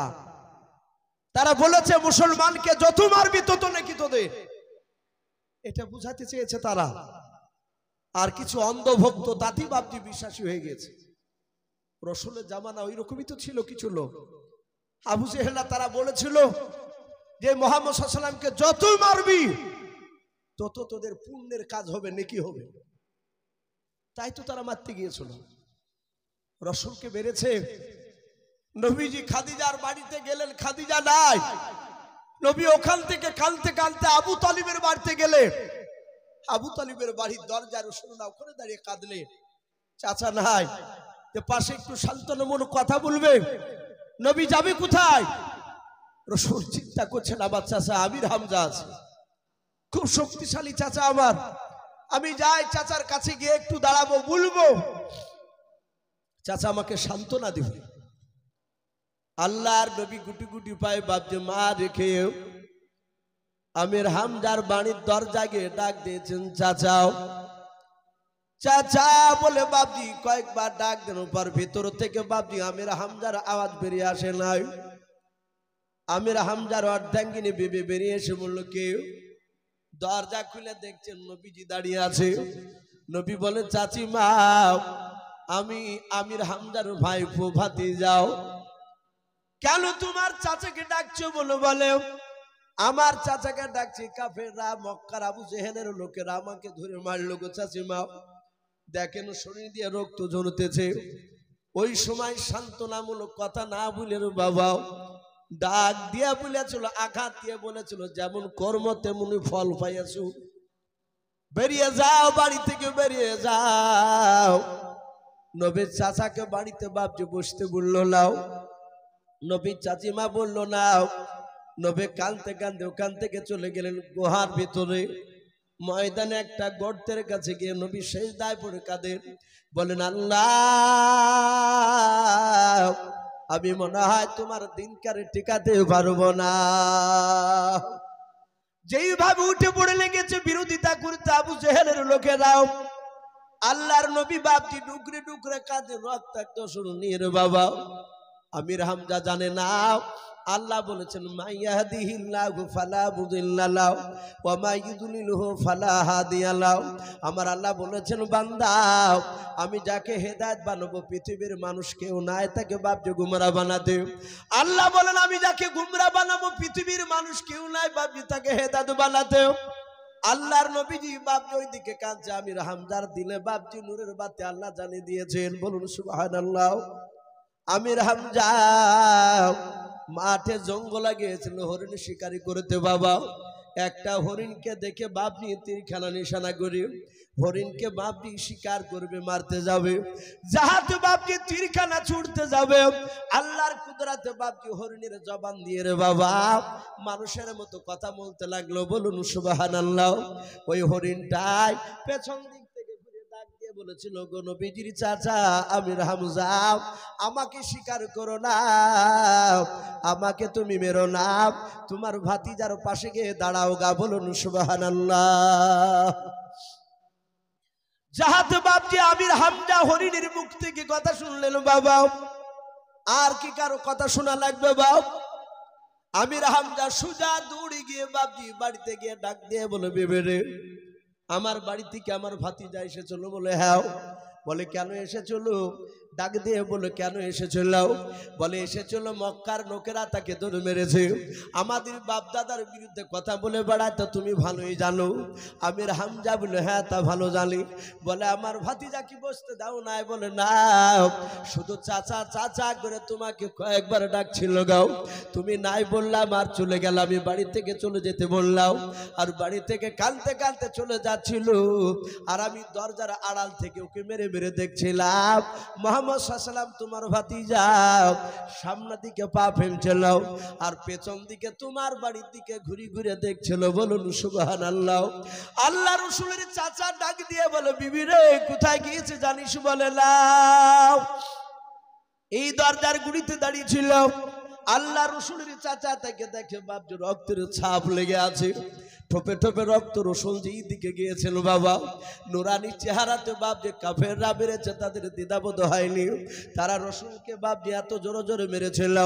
আল্লাহর নবীর চাচা বাপজি পায়ের নিশানা দেখে দেখে চলে গেল। আল্লাহর নবী জনাবে মুহাম্মদ রাসূলুল্লাহ সাল্লাল্লাহু তাআলা আলাইহি ওয়াসাল্লাম সিজদারত অবস্থায় আছে। আমার আমির হামজা আল্লাহর নবীর কাছে যার পার পিঠে হাত দিয়ে বলেছিল, সিংহের মতো গর্জন দিয়াও, ওরে ভাতিজা আর কান্না করতে হবে না, তোমার চাচা আমির হামজা তোমার পাশে দাঁড়িয়ে গেল। বলো কার মার এত কোলে যাও যে আমার ভাতিজাকে মেরে রক্তাক্ত করে দিয়েছে? এই ভাতিজা তুমি একটি বার শুধু নাম করে দাও, তার মুখে তীরখানা দিয়ে পিঠ দিয়ে তীরখানা বের করে দেব।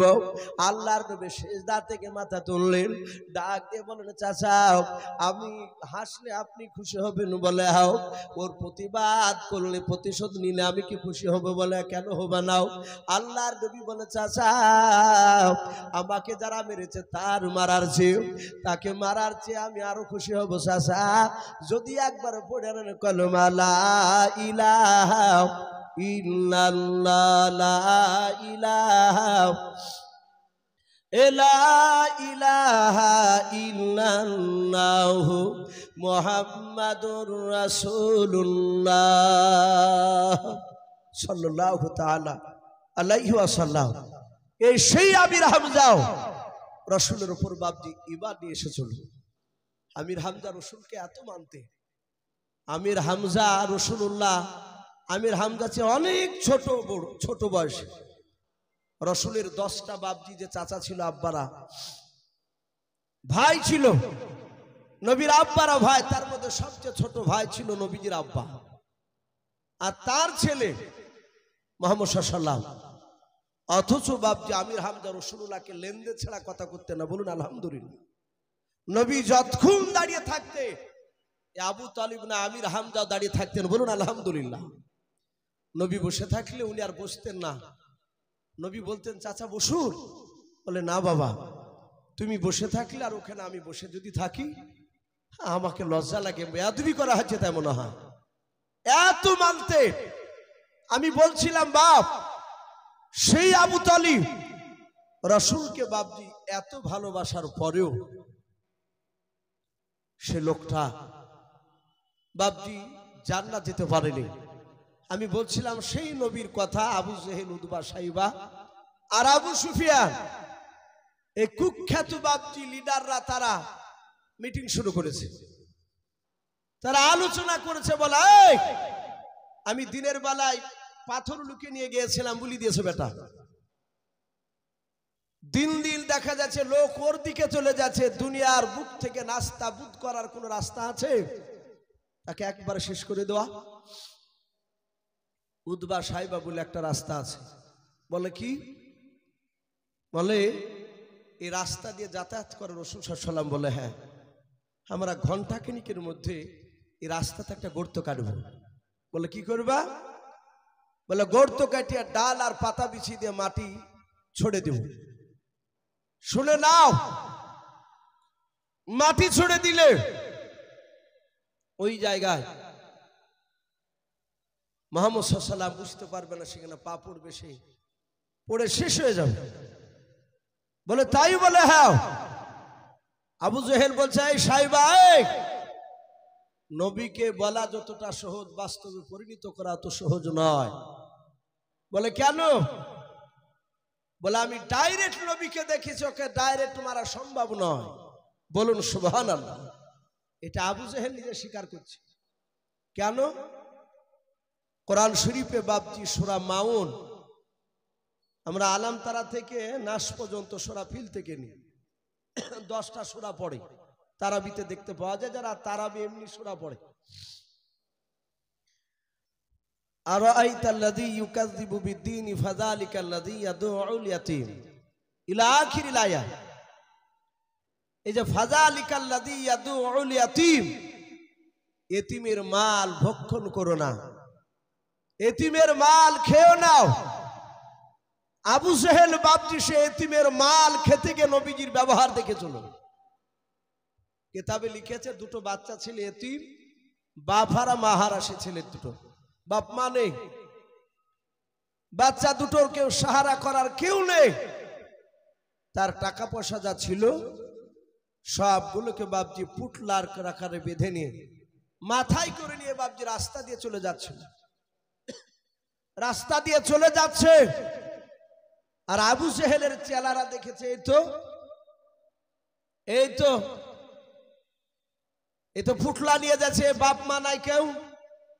একে কৌশল করে আবু জেহেলের বাড়িতে দিতে পারলে আবু জেহেল ঠিক টাকাগুলোকে লুট করে নিবে, আর ও লুট করলে আমরা পরে ভাগ পাবো।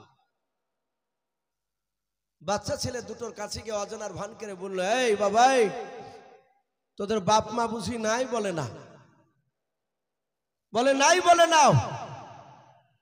বলে পুটলা কি আছে? বলে টাকা পয়সা আছে। কোথায় নিয়ে যাবি? বলে তা জানি না, চোখ যেমনে যাবে সেই দিকে আমরা যাব। বলে এই মক্কানগরে একটা ভালো মানুষ আছে। কে? বলে ওই দেখ আবুল হাকাম। ওরা তার আবু জেহেল বলছে না, মূর্খের বাপারা বলছে। ওই লোকটা খুব ভালো মানুষ। সাথে হাতে বাপজি বাচ্চা ছেলে দুটো গেল, আবু জেহেলকে ডাকলো, চোখের ইশারা করলো।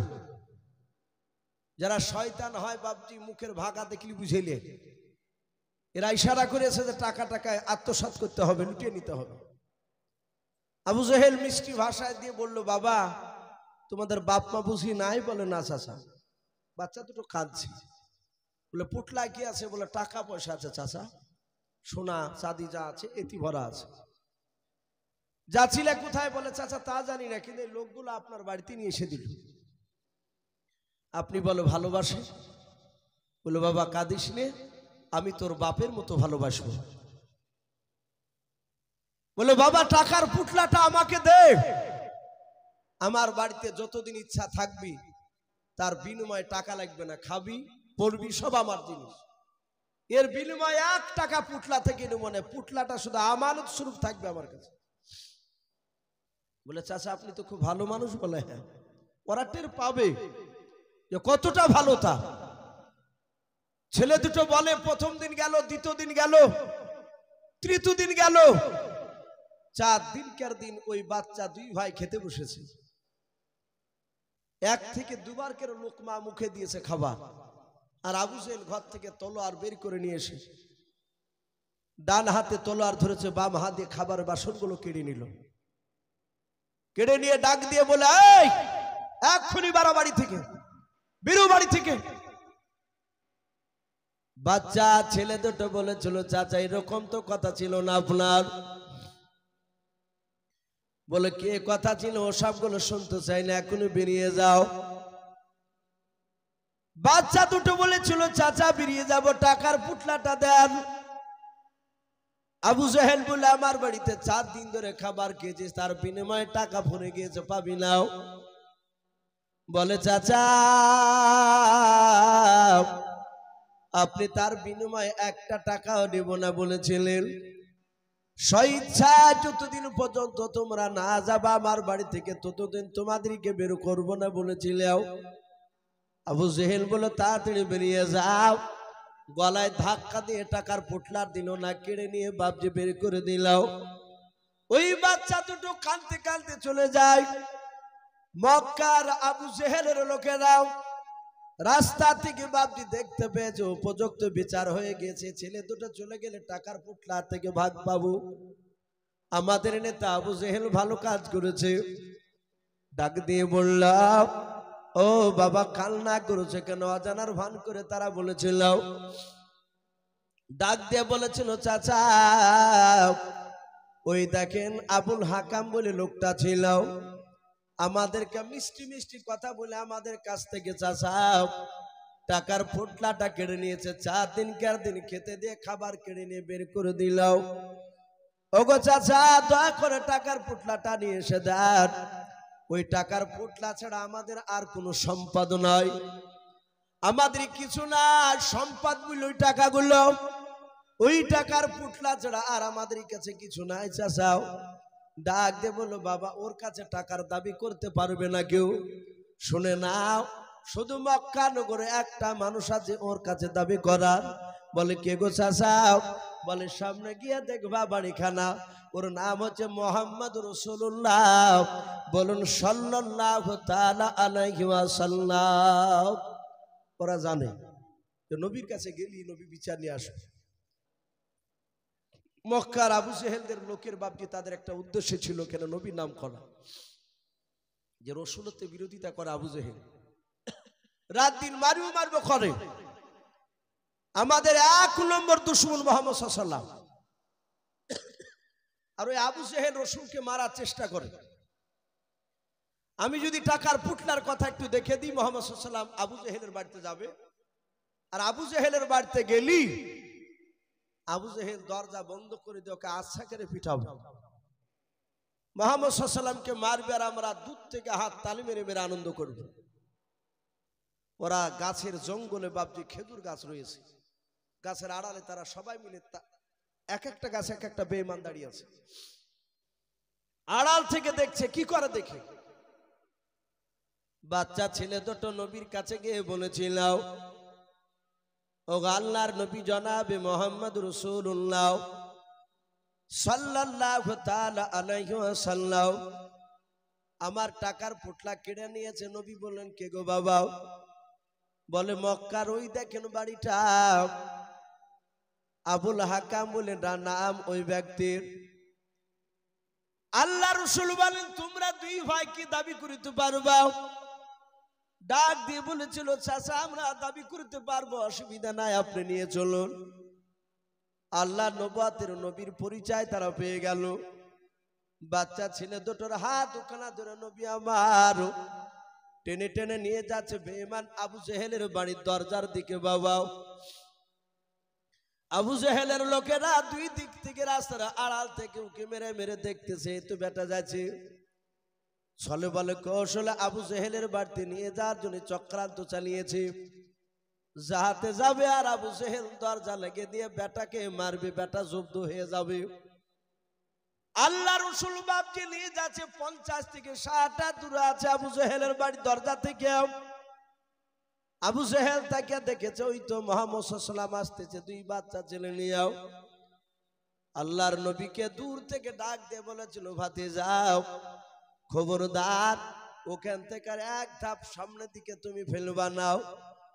আল্লাহর নবী বলেন, চাচা কেন? বলে ভাতিজা ওখান থেকে তুমি বলো কি বলতে চাও। আল্লাহর নবী বলেন, চাচা এই 2 বাচ্চা ছেলের কি পোটলা আপনি নিয়ে নিয়েছেন টাকার মূল্য? আবু জেহেল বাপজি একবারও না বললো না, সাতাতি বলে হ্যাঁ। নবীজি বলেন চাচা টাকার পুটলা কি আছে আপনার বাড়িতে? বলে হ্যাঁ আছে বাবা।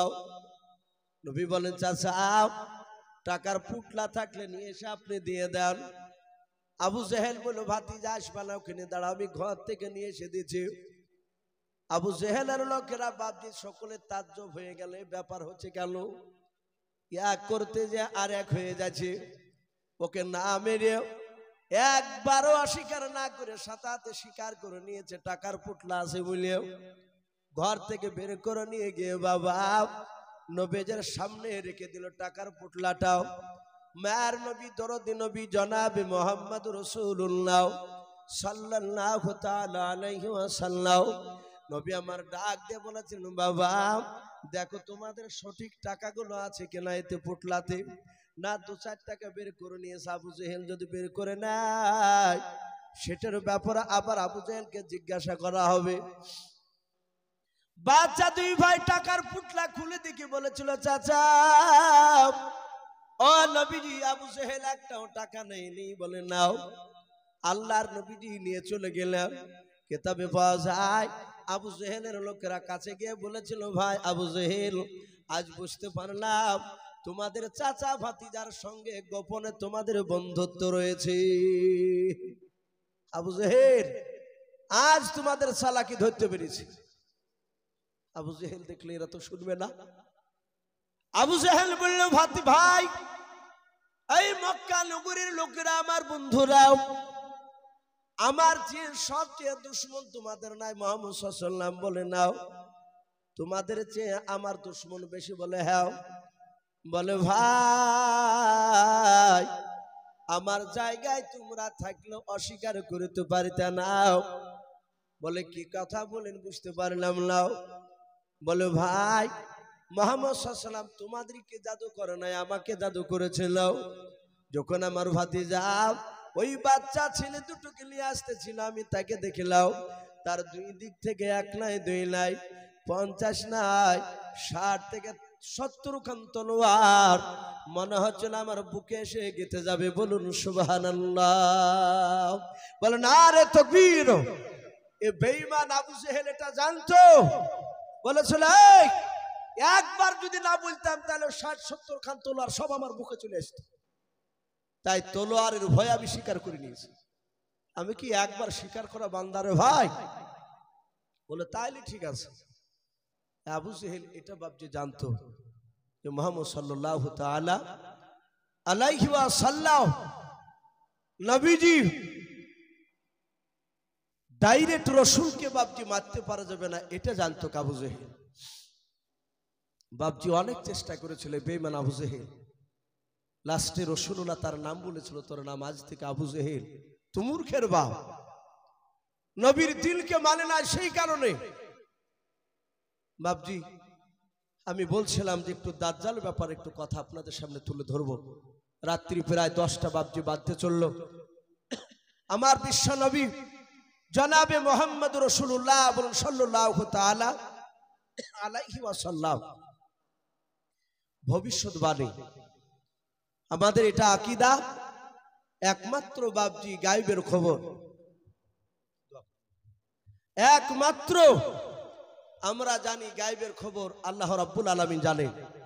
বাপজি আমার বিশ্ব নবী রহমতের নবীকে আল্লাহ রাব্বুল আলামিন জিবরিলের মারফতে অনেক বাপজি ভবিষ্যতের কথা রব্বুল আলামিন জানিয়ে দিয়েছিলেন। বলুন আলহামদুলিল্লাহ।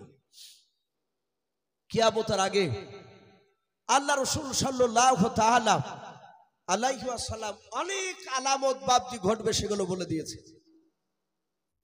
আজ বর্তমান নবী বলেছেন কিয়ামতের আগে 8টা 10টা গ্রাম মিলে একটা ইমানদার মানুষ খুঁজে পাওয়া যাবে না।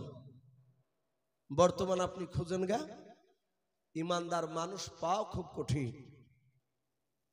আজ থেকে বাপজি 20 বছর আগে তাহাজ্জুদ গুজারনেওয়ালা লোক হাসানপুর কালুপুরে অনেক ছিল না বাপ? এখন আর খুঁজে পাওয়া যাচ্ছে না। এখন নাই বললেই চলে। যদি একজন পড়ে 2-1 দিন তো আবার চায়ের দোকানে চা খেতে খেতে সে বা তাহাজ্জুদের গল্প করে। বলো ভাই আজ রাতে উঠে দেখছি তো কুকুর কি চিল্লাই নিয়ে, আবার বলবে যে ভাই ও পাড়াতে চিল্লাচিল্লি হচ্ছিল কেন গো, কেন গো চাচা? তো রাত 2টার সময় আদৌ মানুষ চিল্লাইনি, এ তো সব ঘুম পাড়ছে। ও সাহেব দোকানে বলতে চাইছে, বলে হ্যাঁ গো তাহলে কি ব্যাপার? তো বলছো রাতে ওযু করছিলেন তাহাজ্জুদ পড়ার লেগে, দেহ হইচই করছিল। সবাই শুনেছে মতো শুনিনি, আর শুনবা কি কিনা তোমরা ঘুম আসিলে? নাই বাপ, তাহাজ্জুদ গুজারনেওয়ালা এগুলো বাপকে লোকের সামনে বলা যাবে না, এগুলো লোক দেখানো হয়ে যাবে। নাই তো এই 8টা 10টা গ্রাম মিলে বাপজি খুঁজে পাওয়া খুব মুশকিল। ভালো করে লক্ষ্য করে দেখা যাচ্ছে সে নামাজ পড়ছে, কপালো ঘটা, গোপনে খোঁজ নিয়ে দেখা যাচ্ছে সুদে টাকা খাটাচ্ছে, না হলে হারাম কাজ তার মধ্যে জড়িত আছে। ইমানদার আল্লাহওয়ালা লোক পাওয়া খুব কঠিন, এটা রাসূল বলেছে। কিয়ামতের আগে 15টা আলামত ঘটবে, তার মধ্যে থেকে সবচেয়ে আলামত, কিয়ামতের একটা বড় আলামত, সেটা হচ্ছে দাজ্জাল। আল্লাহ রাসূল সাল্লাল্লাহু তাআলা আলাইহি ওয়াসাল্লামের জামানায় শুধু নয়, আদম আলাইহিস সালাম দাজ্জালের ভয় দেখালছে, শীষ নবী দাজ্জালের কথা বলেছে, ইউনূস নবী আলাইহিস সালাম দাজ্জালের কথা বলেছেন তার উম্মতকে, যাই উম্মতরা দাজ্জালের ফিতনা থেকে সাবধান, দাজ্জাল থেকে সাবধান। একবার ঈসা নবী পর্যন্ত সবাই বলেছে আপন আপন উম্মতকে দাজ্জাল থেকে সাবধান, কিন্তু তারা বলেনি যে তাদের উম্মত থেকে দাজ্জাল হবে। আর আপনার আমার রাসূল সাল্লাল্লাহু তাআলা আলাইহি ওয়াসাল্লাম নবী বলেছেন আমার উম্মতের মধ্যে থেকে দাজ্জাল বেরিয়ে আসবে। কে বলেছেন এটা? মুহাম্মদ সাল্লাল্লাহু আলাইহি ওয়াসাল্লাম, আমার উম্মতের মধ্যে থেকে আসবে। রাসূল দাজ্জাল কেমন হবে তাও বলেছিলেন, যে দাজ্জাল হবে শর্ট টাইপের, ছোট, তার একটা চোখ হবে কানা, তার এই বাম দিকের চোখটা কানা হবে, একেবারে এভাবে কানা হবে না, কিন্তু তার এই চোখের মনির ওপরে একটা গোস্তের টুকরা ঝুলবে। ফাটা আঙ্গুর যেমন বাপজি কিনে এসলে ছেঁড়া বেড়া আঙ্গুর দেখে অরসি বোধ লাগে, আর চোখটা হবে ওই ধরনের, কিন্তু সে চোখে দেখতে পাবে না একটা চোখে। যারা ইমানদার তারা চিনতে পারবে, তার কপালে লিখাতে হবে কা ফের কাফার। কিন্তু বাপজি সেই লোকটা গোটা পৃথিবী সে ভ্রমণ করবে, সে ঘুরবে, যেই দিকে যাবে সেই দিকে লোক সবাই ওকে মানবে। রাসূল এই দাজ্জালের বর্ণনা করেছে। হ্যাঁ, ওই সময়তে বাপজি উমর ফারুক তখন বাপজি মানে নিয়েছে।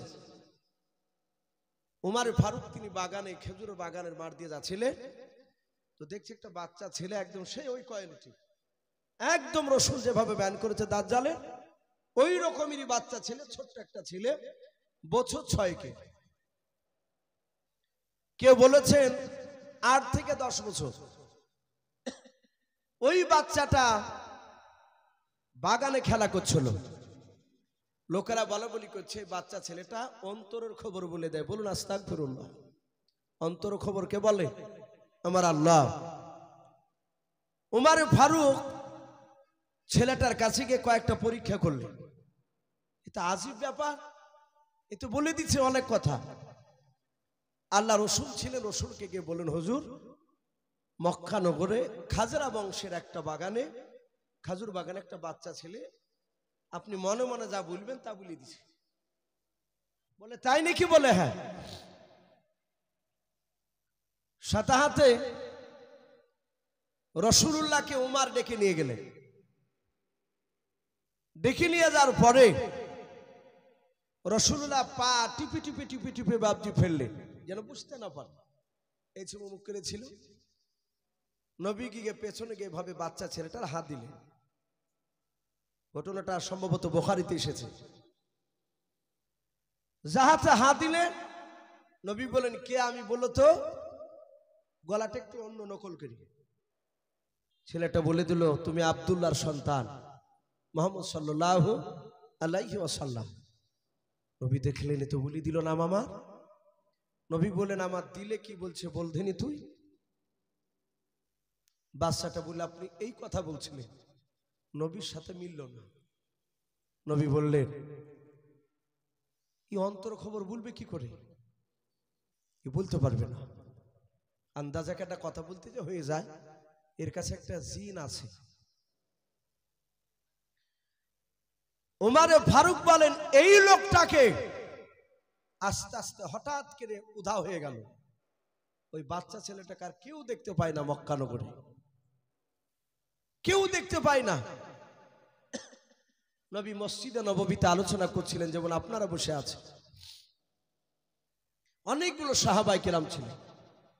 নবী ওই দাজ্জালের ব্যাপারে আলোচনা করতে করতে বলেন, সাহাবারাও, আমার উম্মতের মধ্যে থেকে দাজ্জাল বেরিয়ে আসবে, খবরদার তোমরা দাজ্জালের কথা শুনবা না। যারা শুনবে তারা জাহান্নামী হবে, আর যারা দাজ্জালের কথা শুনবে না তারা জান্নাতি হবে। সাথে হাতে বাপজি 50 থেকে নয় 70 থেকে 69 জন সাহাবা দাঁড়িয়ে বলেন, ইয়া রাসূলুল্লাহ, ইয়া হাবিবাল্লাহ, আমরা কি ওই দাজ্জালকে দেখতে পাবো না? নবী বলেন না।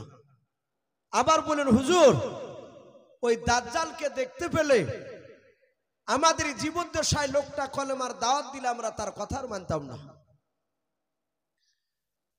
নবীজি বললেন, এই তোমরা দেখবা? বলে, হুজুর দেখলে ভালো হতো। রাসূল বললেন, 70 থেকে 69 জন সাহাবা দাঁড়িয়ে যাও। দাঁড়িয়ে গেলে, দাঁড়িয়ে যাওয়ার পরে নবী বলেন, ওই দেখো সাগরে নৌকা দেখতে পাচ্ছ, পালতোলা? ওগুলো বাপজিরা হয়তো দেখেছেন, বয়স্ক যারা মানুষ আছেন, বাতাসের সাহায্য চলতো। এখন তো সব ইঞ্জিন ফিট করা, তখন ইঞ্জিন ছিল না। বলে, ওই নৌকায় চেপে তোমরা পশ্চিম দিকে কলেমার দাওয়াত নিয়ে যাবা, উত্তর দিকে যাবা না। নবীজি নিজে বারণ করলেন। সাহাবারা বলেন, আমরা নবীজির কাছ থেকে সাগর পাড়ে গেলাম, দেখলাম পালতোলা নৌকা। 70 থেকে 69 জন সাহাবা নৌকার উপর চাপলে বাতাস বইতে শুরু করলো। উত্তর দিকে যাবে কোন দিকে নৌকা? উত্তর দিকে। সাহাবারা বলেন, শত চেষ্টা করে নৌকা পশ্চিম দিকে ঘোরাতে পারলাম না। সাহাবারা বলে, দেখলাম নৌকাটা ভাসতে ভাসতে গিয়ে এক দ্বীপের কিনারায় গিয়ে লেগে গেল। আপনারা শিক্ষিত সমাজের মানুষ, দ্বীপ কাকে বলে আশা করি আপনারা অনেকেই জানেন। চারিদিকে পানি আর মাঝখানে মাটি, জঙ্গল। সাহাবারা বলেন, দ্বীপের এক কিনারায় গেলে ওই নৌকাটা লেগে গেল। সাহাবা কজন আছে বললাম? 70 থেকে 69 জন সাহাবা। ওই জায়গাতে দ্বীপের কিনারায় গিয়ে যখন বাপজি লেগে গেল, সাহাবারা বলেন, আমরা নামবো কি নামবো না আলোচনা শুরু করেছি।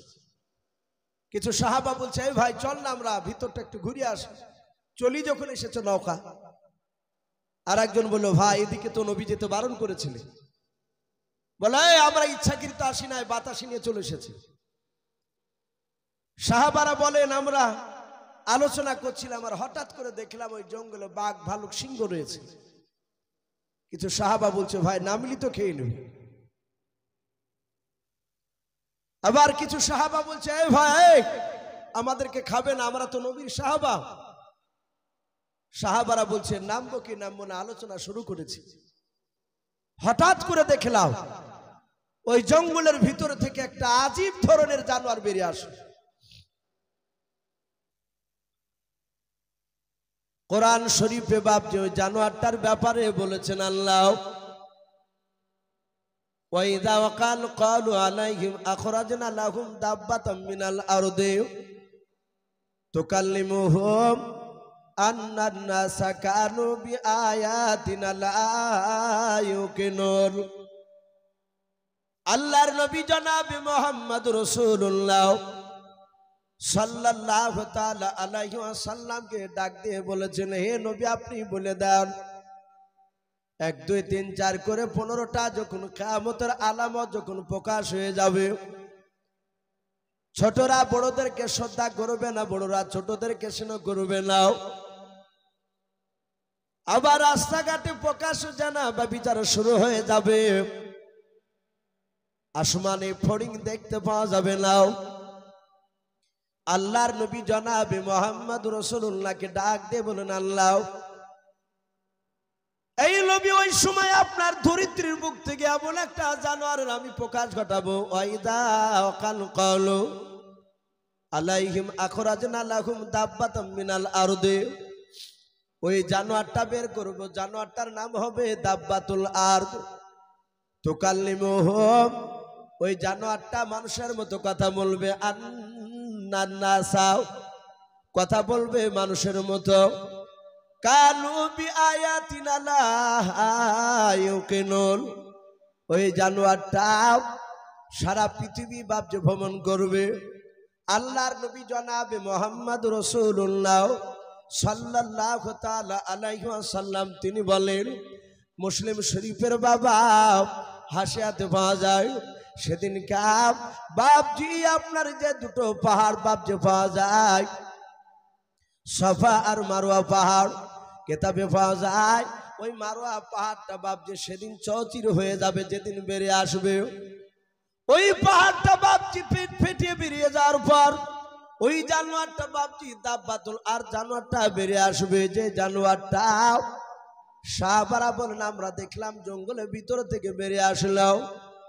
আল্লাহর নবী জনাবে মুহাম্মদ রাসূলুল্লাহ সাল্লাল্লাহু তাআলা আলাইহি ওয়াসাল্লামের সাহাবারা বলেন দেখলাম ওই জানোয়ারটা সেদিন জঙ্গল থেকে বেরিয়ে আসার পর একেবারে নৌকার 2 থেকে বাপজি 2.5 হাত কিংবা 3 হাত সামনে এসে দাঁড়িয়ে গেল। সাহাবারা বলেন দেখলাম জানোয়ারটার হাত উখানা ছিল বাপজি বান্দরের মতো, তার বাপজি আপনার গলা খানা ছিল ওটের গলার মতো, বাপজি মুখখানা লম্বাও। ওই জানোয়ারটার পা থেকে বাপজি মাথা পর্যন্ত মা বোনাদের যেমন মাথায় বড় বড় চুল রয়েছে, ওই রকম বড় বড় বাপজি চুলে গোটা শরীরখানা বাপজি ঢাকা ছিল। সাহাবারা বলেন ওই জানোয়ারটার মুখখানা চিনতে পারছিলাম না।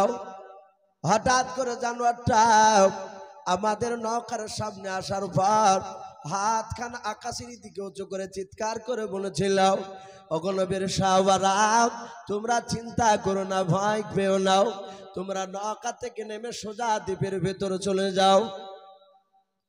সাহাবায়ে কিরামদের মধ্যে থেকে সব সাহাবারা বলেন আমরা সবাই মিলে চুপচাপ বসেছিলাম, দাঁড়িয়েছিলাম। সাহাবার মধ্যে থেকে একজন বিশিষ্ট সাহাবা, যেনার নাম আনাস বিন মালিক রাদিয়াল্লাহু তাআলা আনহু বলে নাম পাওয়া যায়। ওই আনাস বিন মালিক সাহাবা, ওনার ব্যাপারে বাপজি পাওয়া যায়। উনি বলেন আমি দেখলাম একেবারে কাছাকাছি এসে যখন কথা বললাম, আনাস বিন মালিক ডাক দিয়ে বলেছিল, রে জঙ্গলে জানোয়ার আমাদেরকে যে নৌকা থেকে নেমে দ্বীপের ভিতরে যেতে বলছে। বলে হাও, ওই জঙ্গলের জীব জানোয়ার পশু পাখিরাও বাঘ ভাল্লুক সিংহ দেখতে পাওয়া যায়, তারা কি আমাদেরকে খাবে না? জানোয়ারটা বলেছিল গো নবীর সাহাবা, যদি প্রকৃতি নবীর সাহাবা হও তোমাদের খাওয়া তো দূরের কথা, তোমাদের একটা পশম পর্যন্ত স্পর্শ করবে না। বলুন সুবহানাল্লাহ। আল্লাহর নবীর সাহাবা বলেন গো জানোয়ার এই নৌকা থেকে নেমে দ্বীপের ভেতরে গিয়ে আমরা কি দেখবো? ওই জানোয়ারটা বলেছিল নবীর সাহাবারাও নৌকা থেকে নেমে সোজা দ্বীপের ভিতরে তুমি চলে যাও। দ্বীপের ভেতরে যাওয়ার পর দেখবা একটা ঘর দেখতে পাবা, ওই ঘরে দরজা শিকল লাগানো আছে, দরজাটা খুলবাও। খোলার পর ভেতরে আর একটা দরজা দেখতে পাবা, ওই দরজার শিকলটা খুলবাও। আর একটা দরজা দেখতে পাবা, 3 নাম্বার দরজার শিকলটা খোলার পর তোমরা দেখবা একটা মানুষ ওই ঘরের ভিতরে ভরা আছে, তার সাথে তোমরা কথা বলে এসো। সাহাবারা বলে জানোয়ার যেভাবে বললো সেইভাবে আমরা চলে গেলাম।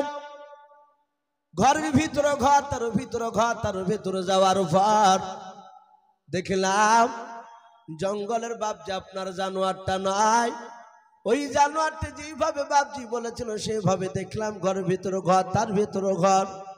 3 নাম্বার ঘরের দরজা কেন খোলার পর একটা মানুষ দেখলাম তার হাত ওখানা বাপজি গলার সাথে জিঞ্জিরি দিয়ে বাঁধা ছিল, তার পা দোখানা দেখলাম কাঠের সাথে বাঁধা আছে জিঞ্জিরি দিয়াও।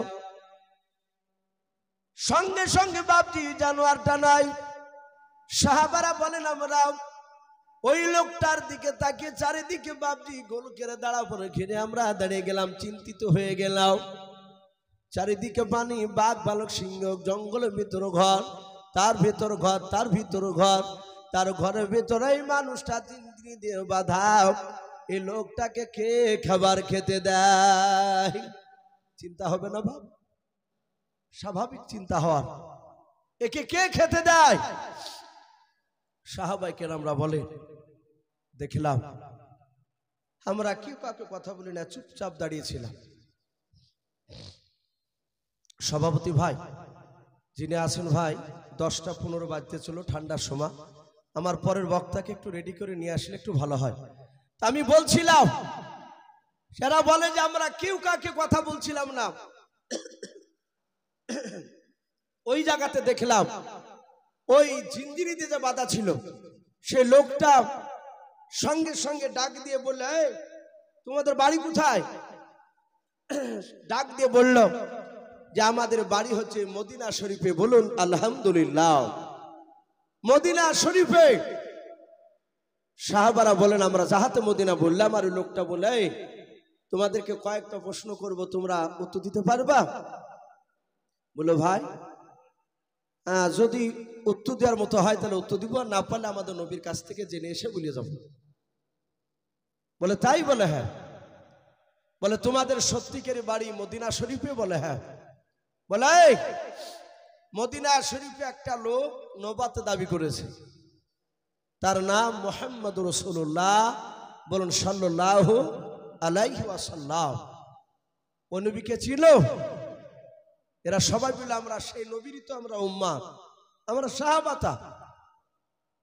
বলে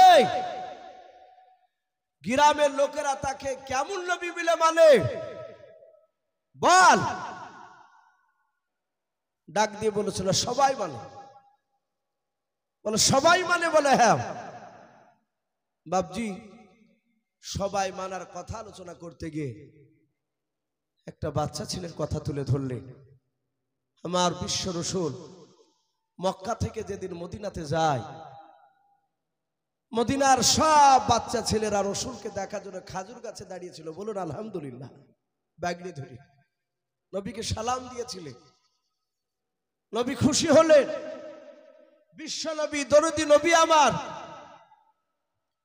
ওখান থেকে দেখলেন একটা বাচ্চা ছেলে রাসূলুল্লাহর পাশ যাচ্ছিল। নবী আমার 4.5 বছরের বাচ্চা ছেলেটাকে হাত দিয়ে ধরলেন। আমার দরদি নবী হাত দিয়ে ধরে বাচ্চা ছেলেকে বুকের সাথে জোরে জোরে নবী কাদার বলেন বাবা। নবীর কান্না দেখে 4 থেকে 4.5 বছরের বাচ্চা ছেলেটাও কাঁদছিল মদিনার। আল্লাহর নবী বলেন বাবা, মক্কার লোকেরা আমাকে চিনতে পারে না, আমাকে থাকতে দেয় না রে বাবা। মক্কার মানুষের আমাকে তাড়িয়ে দিয়েছে, আমি মক্কা থেকে পালিয়ে এসেছি তোমাদের দেশে। ওরে মদিনার বাবা বলো, তোমরা কি মদিনা থেকে আমাকে তাড়িয়ে দিবা? আমাকে কেমন ভালোবাসো বলো। ওই 4 বছর থেকে 4.5 বছরের ছোট্ট বাচ্চা ছেলেটা কেঁদে কেঁদে বলেছিল নবী। আল্লাহর নবীর চোখের পানিটা বাপজি বাচ্চা ছেলেটা হাত দিয়ে মুছে দিলেন। কাদার বলে নবী গো, আপনাকে জীবনে আমরা মৃত্যুর পর মক্কাতে মদিনা থেকে যেতে দেব না। বলুন সুবহানাল্লাহ। ওগো নবী আপনাকে এত ভালোবাসি, শুনে নেন, প্রয়োজন হলে এই বাচ্চা ছেলের জানটা পর্যন্ত আপনার পদতলে কুরবান দিতে রাজি আছে। বলুন সুবহানাল্লাহ। ডাক দিয়ে বলেন, এই ছিল রাসূলুল্লাহর ভালোবাসা। মদিনার ছোট বড় সবাই ভালোবাসে। ওই যে জিনজিরিতে বাধা ছিল, সে জিজ্ঞাসা করছে, বলে তোমরা তাকে সত্য নবী বলে মানো? বলো মানে। বলে মদিনার সবাই মানে? বলে হ্যাঁ, মদিনার সবাই মানে। লোকটা বলল, আসলে তো সত্য নবী মানবে না কেন? বলে যা, এক্ষুনি চলে যা, এক্ষুনি বেরিয়ে যা এখান থেকে। সাহাবা বলে, আমরা দেখলাম কোথায় নবীজির বাড়ি, আর এই দ্বীপের ভিতরে, এখান থেকে রাসূলুল্লাহর খবর দিচ্ছে, চলে যাওয়াটাই ভালো হবে। যদি বিপদ আবার ঘনিয়ে আসে, এর বিপরীত যদি কিছু হয়ে যায় খারাপ। সাহাবারা বলেন, আবার বাতাস নিয়ে এসে আমাদেরকে যেখান থেকে চেপেছিলাম সেই নদীর কিনারায় এসে লেগে দিল, চলে গেলাম। নবীজি বলেন, সাহাবা তোমরা কি পশ্চিম দিকে কলমার দাঁত নিয়ে গিয়েছিলে? বলে হুজুর যেতে পারিনি, উত্তর দিকে বাতাসি নিয়ে চলে গিয়েছে। নবী গো, উত্তর দিকে যেতে যেতে একটা লোকের সাথে দেখা হয়েছিল, সে লোকটা আপনার ব্যাপারে জিজ্ঞাসা করল। সে কে? আল্লাহর নবী বলেন, ওগো সাহাবারাও, ওই জানোয়ারটার সাথে দেখা হয়েছিল, তাকে চিনতে পেরেছো? বলে নাও। বলে ওই জানোয়ারটার নাম হচ্ছে দাব্বাতুল আদ। বলে হ্যাঁ, ওই জানোয়ারটা গোটা পৃথিবী ভ্রমণ করবে। ওই মারওয়া পাহাড় সেদিন চৌচির হয়ে যাবে, ফেটে যাবে। ওই পাহাড় থেকে বাপজি কিয়ামতের আগে বেরিয়ে আসবে। ওই জানোয়ারটার হাতে দুই রকমের দুটো জিনিস থাকবে। ওই জানোয়ারটার ডান হাতে থাকবে হযরতে মুসা নবী পয়গম্বর আলাইহিস সালামের আশা মুবারক লাঠিকা নাও। ওই জানোয়ারটার পা কানা নয় বাবা, তার বাম হাতে থাকবে হযরতে ইউনুস নাই, হযরতে সুলাইমান নবী আলাইহিস সালামের আংটি খানাও। ওই জানোয়ারটা প্রতিটা মানুষের কাছে গিয়ে বলবে, কানু বি আয়াতিনা লা ইউকিনুন। এই বান্দা, তোমাদের কাছে কি জাহান্নামের কথা কোনো আলেম ওলামা শোনায় নাই? তোমাদের কাছে কি কোনো মানুষ জাহান্নামের কথা, কি ভয়ের কথা শোনাই নাও? তোমাদের কাছে কি নবী রাসূল আসে নাই? এই কথা বাপজি বলবে।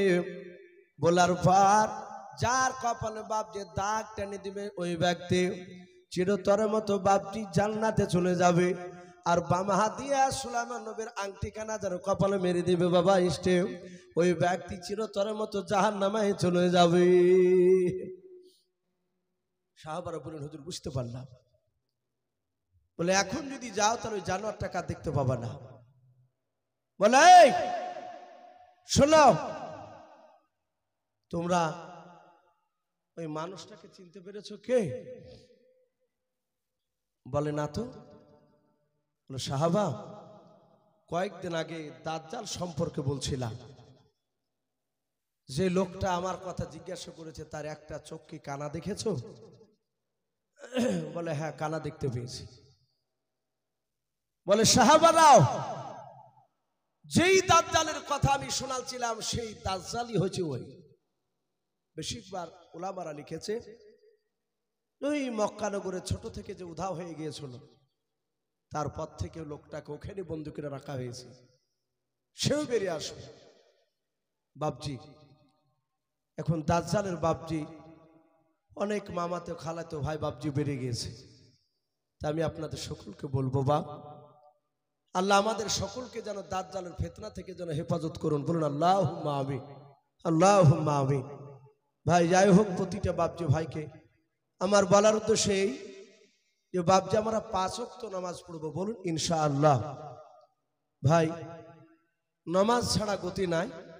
আজকে জালসা বাপজি দিয়েছে, যুবক ছেলেরা মেন উদ্দেশ্য হচ্ছে বাপজি গ্রাম থেকে কার আব্বা, কার মা, কার দাদা দাদি, নানা নানি অনেকে চলে গিয়েছে আমাদের।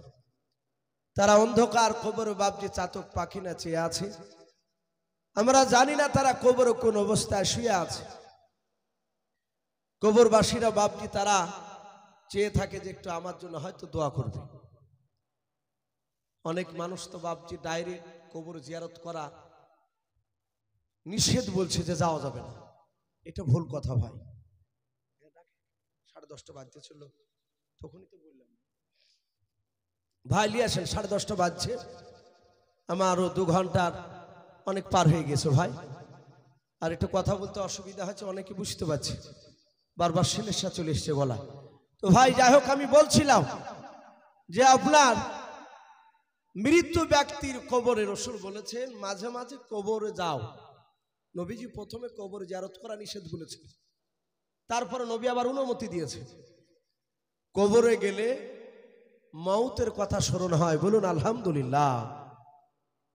কিন্তু এখন বাপজি উল্টো হয়েছে, এখন মাটি দিতে গেলে যত দুনিয়ার গেল্লা ওই কবর গায়ে হয়েছে। দেখেন, আমরা দেখেছি দাঁড়িয়ে থাকলে কিছু মানুষ গেল্লা করার লেগে, কথা বলার লেগে সুর করে মৌলবীদের কাছে আসে। একা দাঁড়িয়ে থাকবেন আর 5 জনা যাবে, গেলি উঠবন্তি কথা আলোচনা শুরু হয়ে যাবে। বাপজি এগুলো আপনি আমি লোককে জায়গা দিই বলে মানুষরা কথা বলার সুযোগ পায়। মানুষ আসবে, ও সরিয়ে আসবে, আর আপনি আর একটু দূরে সরিয়ে যাবে, যে বলবেন ভাই একটু দোয়া দরুদ পড়ো। ওর কথাতে কান না দিলে দেখবেন